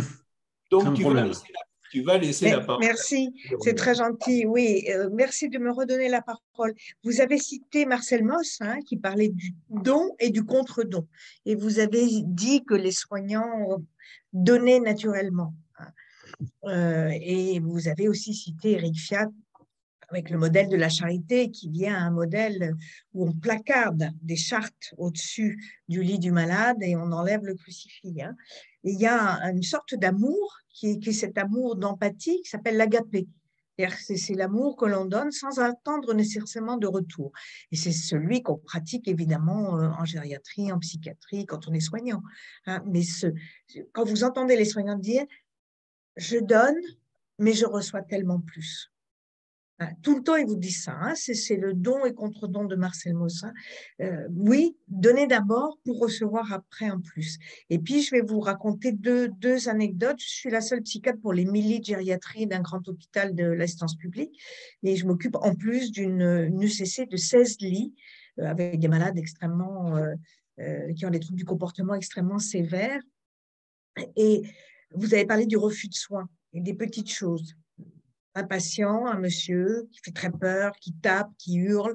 Moi, je suis psychiatre, donc on me dit, il est là, hein, il est là, le fou, allez-y. Hein. Et il refusait d'aller manger, il jetait tout, etc. Et je vais le voir et je lui dis, bonjour monsieur, je vous invite au restaurant. Je le prends par le bras et on va s'asseoir et il se met à manger en face de moi. Donc la force de l'exemple fait que vous êtes aussi adoubé par votre équipe comme étant celui qui va trouver ce cheminement singulier. Pour un patient, on propose ça, pour un autre, ça sera autre chose. Et une autre chose aussi pour illustrer qu'il faut toujours partir d'une présomption de compétence de nos malades. On a très souvent des problèmes de sexualité à l'hôpital avec des couples qui se créent, qui sont très, très mal vécus par les personnels, et dans mon ECC en particulier, et une dame qui était mariée, enfin, toujours mariée, mais qui avait un monsieur plus jeune qui était son amant dans le service. Et la moitié de l'équipe était complètement opposée à cette relation en disant elle est mariée, c'est inadmissible, on doit la séparer, donc on appelle la psychiatre que je suis, etc. Et l'autre équipe dit mais non, au moins elle dort bien quand elle est avec son amant. Et je lui dis mais lui avez-vous demandé son avis? Ah ben non, elle est démente, ça ne sert à rien de lui demander son avis. Hein. Et puis nous, on pense qu'elle confond. Elle confond son amant avec son mari, qu'elle a une prosopagnosie qu'elle ne reconnaît pas. Donc je lui dis, mais on va lui demander. Donc on lui a demandé, je lui ai demandé devant l'équipe et je lui dis, mais vous avez un monsieur qui vient vous voir l'après-midi. Il me dit, oui, oui, c'est mon mari, mais je l'aime pas celui-là. Alors je lui dis, mais c'est qui celui que vous aimez? Bah, celui-là, mon amant, c'est pas le premier et pas le dernier.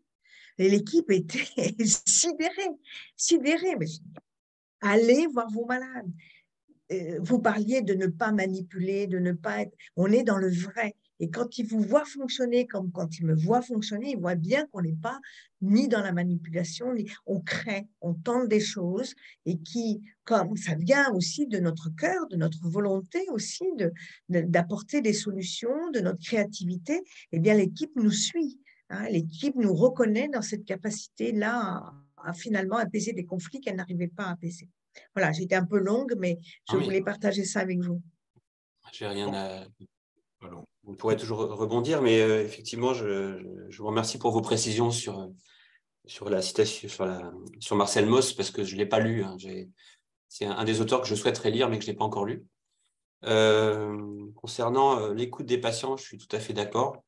Notamment l'absence totale de corrélation entre un score cognitif, MMS, et la capacité du patient à exprimer sa volonté, dans la nuance, et parfois de façon déconcertante, avec une grande lucidité. Voilà. On a des patients qui, en apparence, n'ont pas de trouble cognitif et qui sont pas du tout dans la réalité de leur situation. Et inversement, on a des patients qui sont réputés altérés cognitivement, atteints de maladie d'Alzheimer, et qui vont surprendre les équipes. Et effectivement, je suis tout à fait d'accord.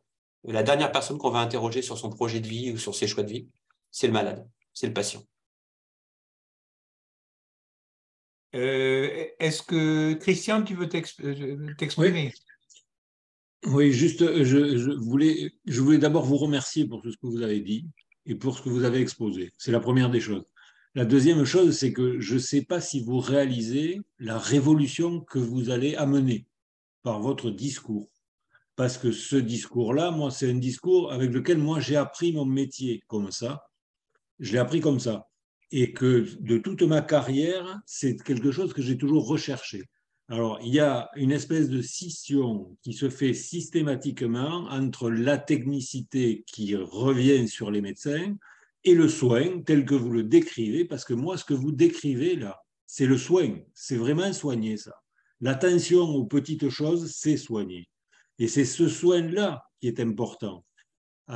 La seule chose, alors je vais faire vite parce que j'aurai plein de choses à vous dire et des choses très agréables, mais je vais aller sur une chose un peu désagréable.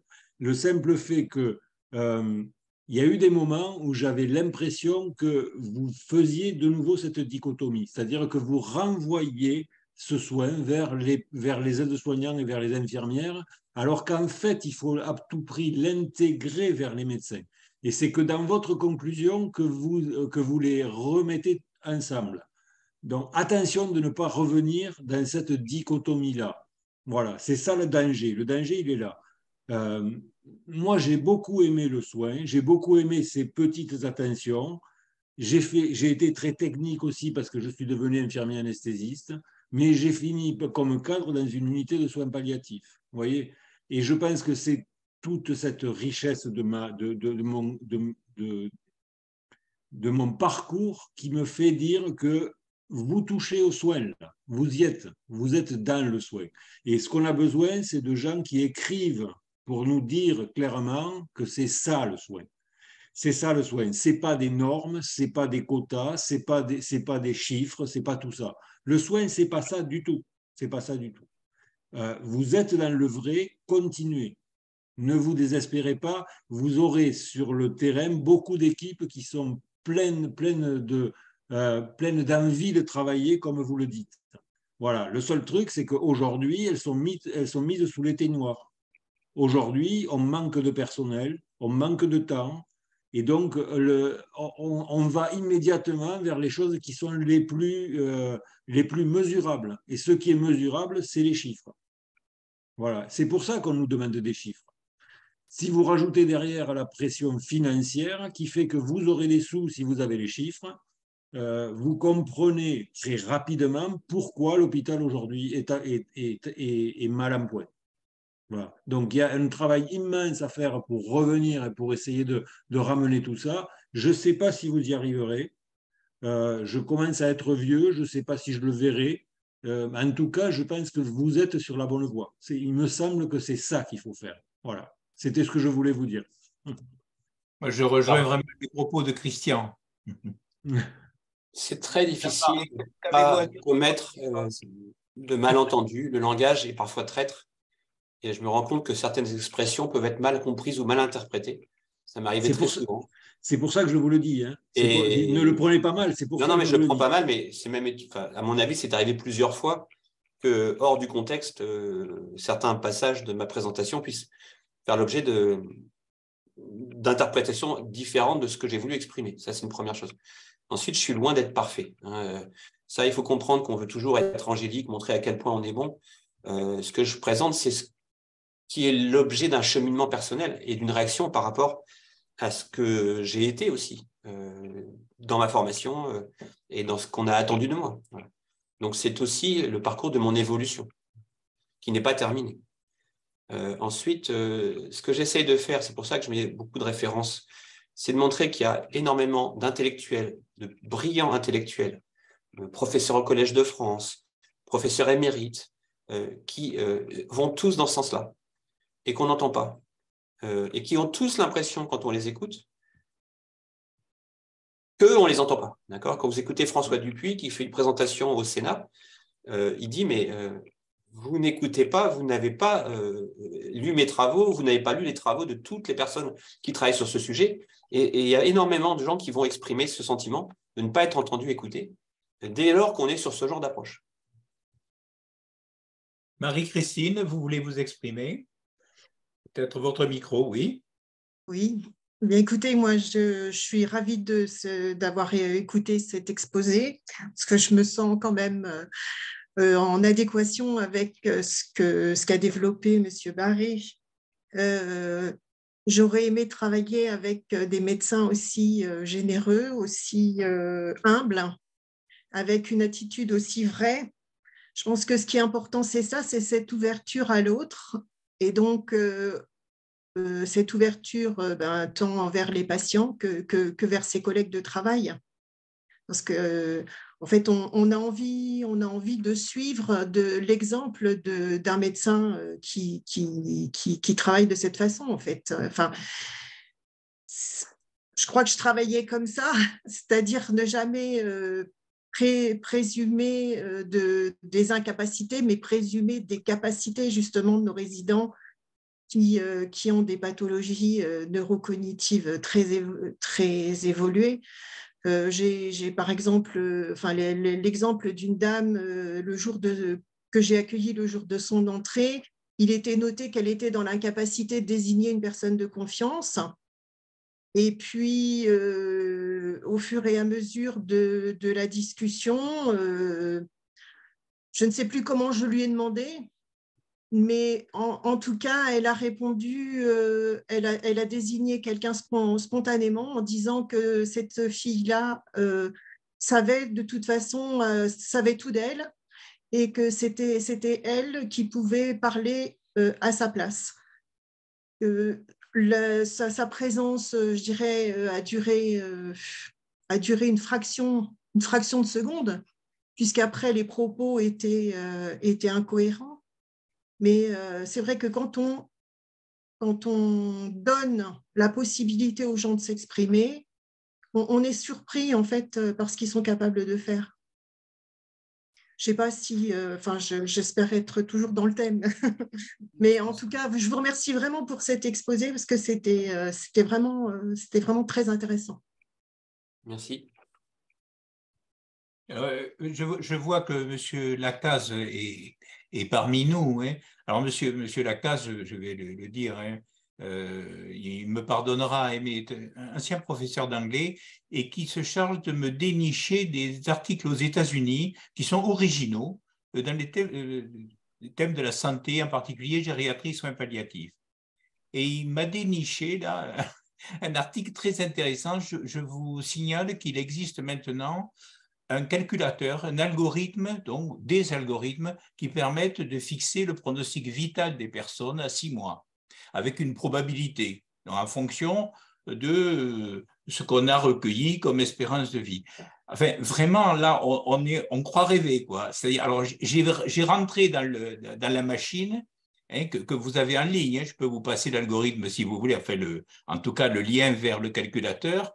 Et j'ai rentré le patient standard qui rentre en EHPAD. Et alors, il a une probabilité de 39 à 48% de décéder dans les 6 mois. Enfin, c'est hallucinant, quoi.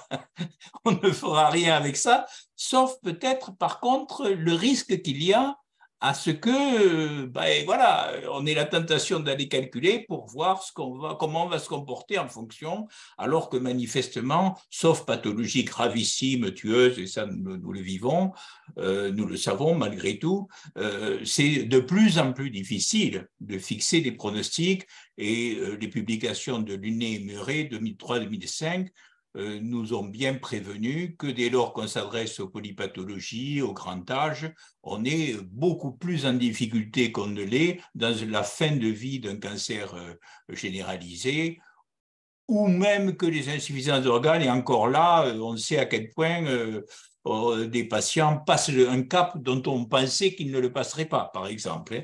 Voilà. En fait, tout ceci rejoint en particulier les préoccupations actuelles, dès lors qu'en Oregon, par exemple, eh bien, le critère d'inclusion pour avoir droit à Physician Assisted Suicide, au suicide assisté par médecin, c'est pronostic vital à 6 mois. Sauf qu'il y a quand même un problème, c'est qu'en 2022, il y en avait 16 qui ont survécu plus de 6 mois alors qu'ils étaient dans les critères d'inclusion. Enfin bon, passons. Voilà. Bon, ceci pour rejoindre votre préoccupation quant à la manière de faire une médecine qui serait totalement dominée par les chiffres, par les algorithmes. Voilà. Je vous rejoins complètement. On a tous des exemples de situations un peu dramatiques où on a communiqué un pronostic à un patient qui était totalement erroné et avec des conséquences sur des projections négatives des patients et des familles. Voilà, on voit tous des patients qui sont diagnostiqués avec des cancers, même métastatiques, qui 3 ans après sont toujours là. J'ai vu aux urgences une dame qui avait une carcinose péritonéale et qui était seule à domicile. Ça fait 3 ans qu'elle a été suivie. Donc, en fait, ces situations ne sont pas forcément la règle, mais la règle en médecine, c'est de faire très attention en termes de communication d'un pronostic, notamment chez une personne âgée. Et inversement, la capacité à prévoir qu'un patient est à la fin de sa vie à 2 semaines près est très mauvaise également. C'est-à-dire que beaucoup de patients vont décéder sans qu'on les ait situés comme étant en situation palliative à proprement parler, quoi. D'où la nécessité de penser à être toujours dans l'accompagnement du confort des patients, quoi, quelles que soient les circonstances apparentes. Oui, c'est vrai que quand vous partez en congé pour 1 semaine bon, ou deux. Et quand vous revenez, vous dites, tiens, c'est bizarre, lui, il est parti, je n'aurais pas cru. Et puis, il y en a un autre, vous dites, ah ben voilà, il est encore là. Enfin, voilà. Alors, c'est vrai que c'est quand même très préoccupant dans une perspective, en tout cas, où on voudrait absolument pouvoir… Je peux parler, moi, alors. Il ne faut pas que tu sois par là à brouiller le son. Je vais désactiver le son de monsieur. Voilà. Est-ce que vous avez d'autres personnes, nous donnons encore 10 minutes, hein, comme à l'ordinaire, c'est-à-dire, monsieur Lacaze, vous voulez vous exprimer? J'ai le souvenir, Bernard, j'ai le souvenir d'une étude qui avait été faite à un certain moment où on demandait à une infirmière, à une aide-soignante, à un médecin d'évaluer l'espérance de vie de personnes qui étaient dans une unité.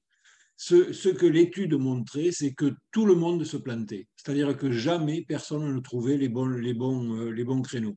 Donc, c'est quelque chose, moi, que je me suis toujours interdit. C'est-à-dire, arriver à dire s'il y en a pas, ça va être vite fait ou ça va pas être vite fait, c'est une aberration. C'est une aberration et c'est quelque chose dans lequel il ne faut absolument pas rentrer.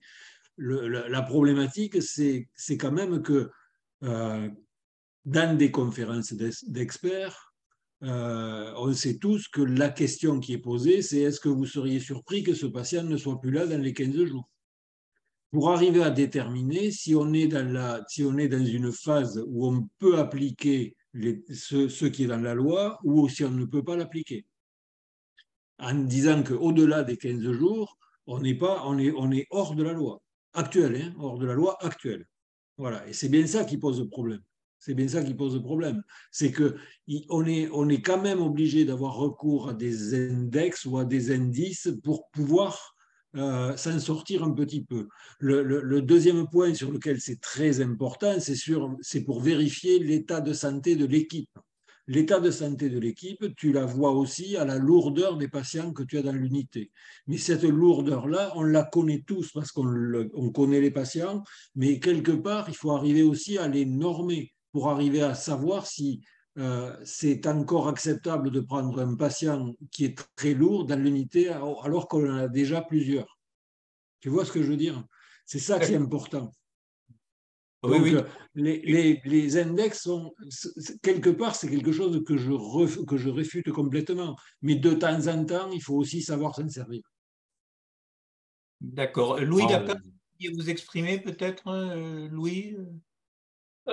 Oui. L'exposé du docteur Barre va nous donner beaucoup de travail quand nous aurons à notre disposition le compte rendu. Un travail passionnant, naturellement. J'ai retenu quelques phrases clés. Le surinvestissement de liens affectifs est recommandé. Nous devons réhabiliter le caractère spécifique de l'individu. Nous devons replonger le senior dans un bain de petits riens. J'aimerais rester une petite minute sur ce sujet. Les sites animés par le docteur Pradine se sont très souvent penchés sur la solitude des seniors et on peut lutter contre la solitude par tous ces petits riens. On pense en général à la famille, on pense aux collègues de travail qu'il faut retrouver, on pense à utiliser les transports en commun. Mais souvent, on oublie le boucher chez qui allait le senior. On oublie la boulangerie où, de temps en temps, la boulangère installe une chaise expressément à l'intention des seniors qui viennent la voir. Donc, je crois que je m'adresse surtout ici aux aidants. Il serait intéressant d'exploiter les ressources du quartier pour replonger le senior dans l'univers qu'il a pu connaître pendant des dizaines d'années. Merci. Peut-être Lucien Mias, alors vous voulez vous exprimer, c'est vraiment une grande joie de vous voir avec nous. Je vois que vous avez levé la main. Est-ce que vous souhaitez vous exprimer? Oui, je voudrais dire qu'il y a 30 ans de cela, nous avons effectué ce que j'appelais le prendre soin, c'est-à-dire tout ce que vient de dire la personne qui a fait l'explication de ce soir, qui a fait le thème. C'est pas facile à faire, parce qu'il faut que le médecin se débarrasse de son esprit de potentialité. Il faut qu'il apprenne que l'aide-soignante peut lui apporter quelque chose, et quand qu'il retienne ce qu'elle lui a apporté. Voilà, je trouve que c'est exactement dans cet esprit qu'on l'avait fait, mais on n'avait pas théorisé comme lui. L'orateur a très bien expliqué la pensée. Lucien Mias, pour le présenter un peu, parce qu'il ne s'est pas présenté, peut-être par humilité, qui est maintenant le président d'honneur de notre association, Ernest de Gérontologie. Lucien Mias, outre ses capacités sportives qui en ont fait un capitaine de l'équipe de France autrefois, il a osé écrire un livre qui s'appelait « Pour un art de vivre en long séjour ». Alors là, je ne vous dis pas, si vous écrivez ça aujourd'hui, à la limite, bon, c'est un peu gonflé, mais ça passerait. Mais à l'époque à laquelle il a écrit ça, c'était la révolution. Et c'est vrai que ça m'a permis, pour ma part, au moins, un soin de longue durée, de trouver du sens déjà dans une époque où il y avait quand même pas, c'était pas évident, quoi, disons. Hein. J'avais l'impression d'aller, comme j'étais parti en mission et en coopération à l'étranger à plusieurs reprises, j'avais l'impression de faire une mission en France. Hein. Voilà. Bon, d'ailleurs, ça me plaisait beaucoup de faire une mission en France. Hein. Enfin, c'est pour situer le débat. Et Lucien Mias nous a donné la direction. Il a aussi créé un site qui s'appelle Papidoc, qui existe toujours. Il est un précurseur, c'est une fierté, voilà, pour nous. Alors, on va maintenant vers la fin, et à moins qu'il y ait quelque chose à se dire pour sa défense, nous n'avons plus que 2 minutes, je voudrais quand même dire ceci, c'est que nous aurons la prochaine visioconférence qui sera le 24 mai avec Jacques Ricot, qui est un... Alors, peut-être, Jean, je te désactive le son. Le 24 mai, c'est Jacques Ricot, qui est un philosophe, hein, qui a témoigné au niveau du Sénat en particulier, mais pas que, au niveau de l'Assemblée nationale aussi, par rapport à la future loi de fin de vie dont nous savons qu'elle passera puisque les lois passent, qu'il pleuve, qu'il vente actuellement. Donc, c'est quelqu'un qui vient quand même introduire quelques doutes sur l'enthousiasme actuel. Hein. Et puis le 15 juillet, alors Jacques Ricot, ça sera à 20h et ça sera inhabituel parce qu'il ne pouvait pas se libérer pour 18h. Donc ça sera 20h, 22h le 24 mai. Celle qui suivra sera celle de Véronique, ici présente, hein, Lefebvre-Desnouettes. Ça sera le 15 juin à 18h, donc de 18h à 20h. Et ce sera à propos de son dernier ouvrage qui est paru le 19 avril, et qui traite aussi de cette problématique de perspective, effectivement, de programmation, en tout cas, de la fin de la vie. Programmation, pas que de la fin de la vie, mais de la mort aussi. Voilà. Alors, je pense qu'on ne peut pas non plus se quitter sans avoir remercié Jean Barré, encore une fois, en l'encourageant à s'exprimer aussi par écrit. Il y a vraiment de quoi faire quelque chose de très, très utile et je crois que nous en avons bien besoin, je dirais, qu'on soit à la retraite et surtout à l'activité professionnelle, j'entends, parce qu'on peut être à la retraite et travailler, bon, c'est assez honteux à avouer, mais on peut travailler davantage à la retraite que lorsqu'on était en activité professionnelle. Enfin, il n'empêche que les soignants sur le terrain sont dans un état, j'allais dire, dans une situation qui est tellement préoccupante, ce que je vois à la faveur de formations ou de conférences, qu'il faut vraiment des paroles de cet ordre-là, qui ne sont pas béatement positives, béatement naïves, mais qui sont, voilà, un appel à une autre façon de soigner, ce que les soins palliatifs ont été aussi et ce qu'ils sont. Voilà. Voilà, il est 20h. Est-ce que vous souhaitez une dernière expression? Et sinon, je clôt la séance et l'enregistrement, bien sûr, vous sera communiqué le plus rapidement possible. Vous aurez le lien vers l'enregistrement qui sera sur YouTube. Moi, je voulais vous remercier tous pour votre bienveillance et votre écoute. Voilà, j'ai passé un bon moment agréable avec vous. Et là, je vais rejoindre mes internes pour une soirée de départ de stage. Voilà. Encore merci. Au revoir. Merci beaucoup à vous. Au revoir. Au revoir. Au revoir.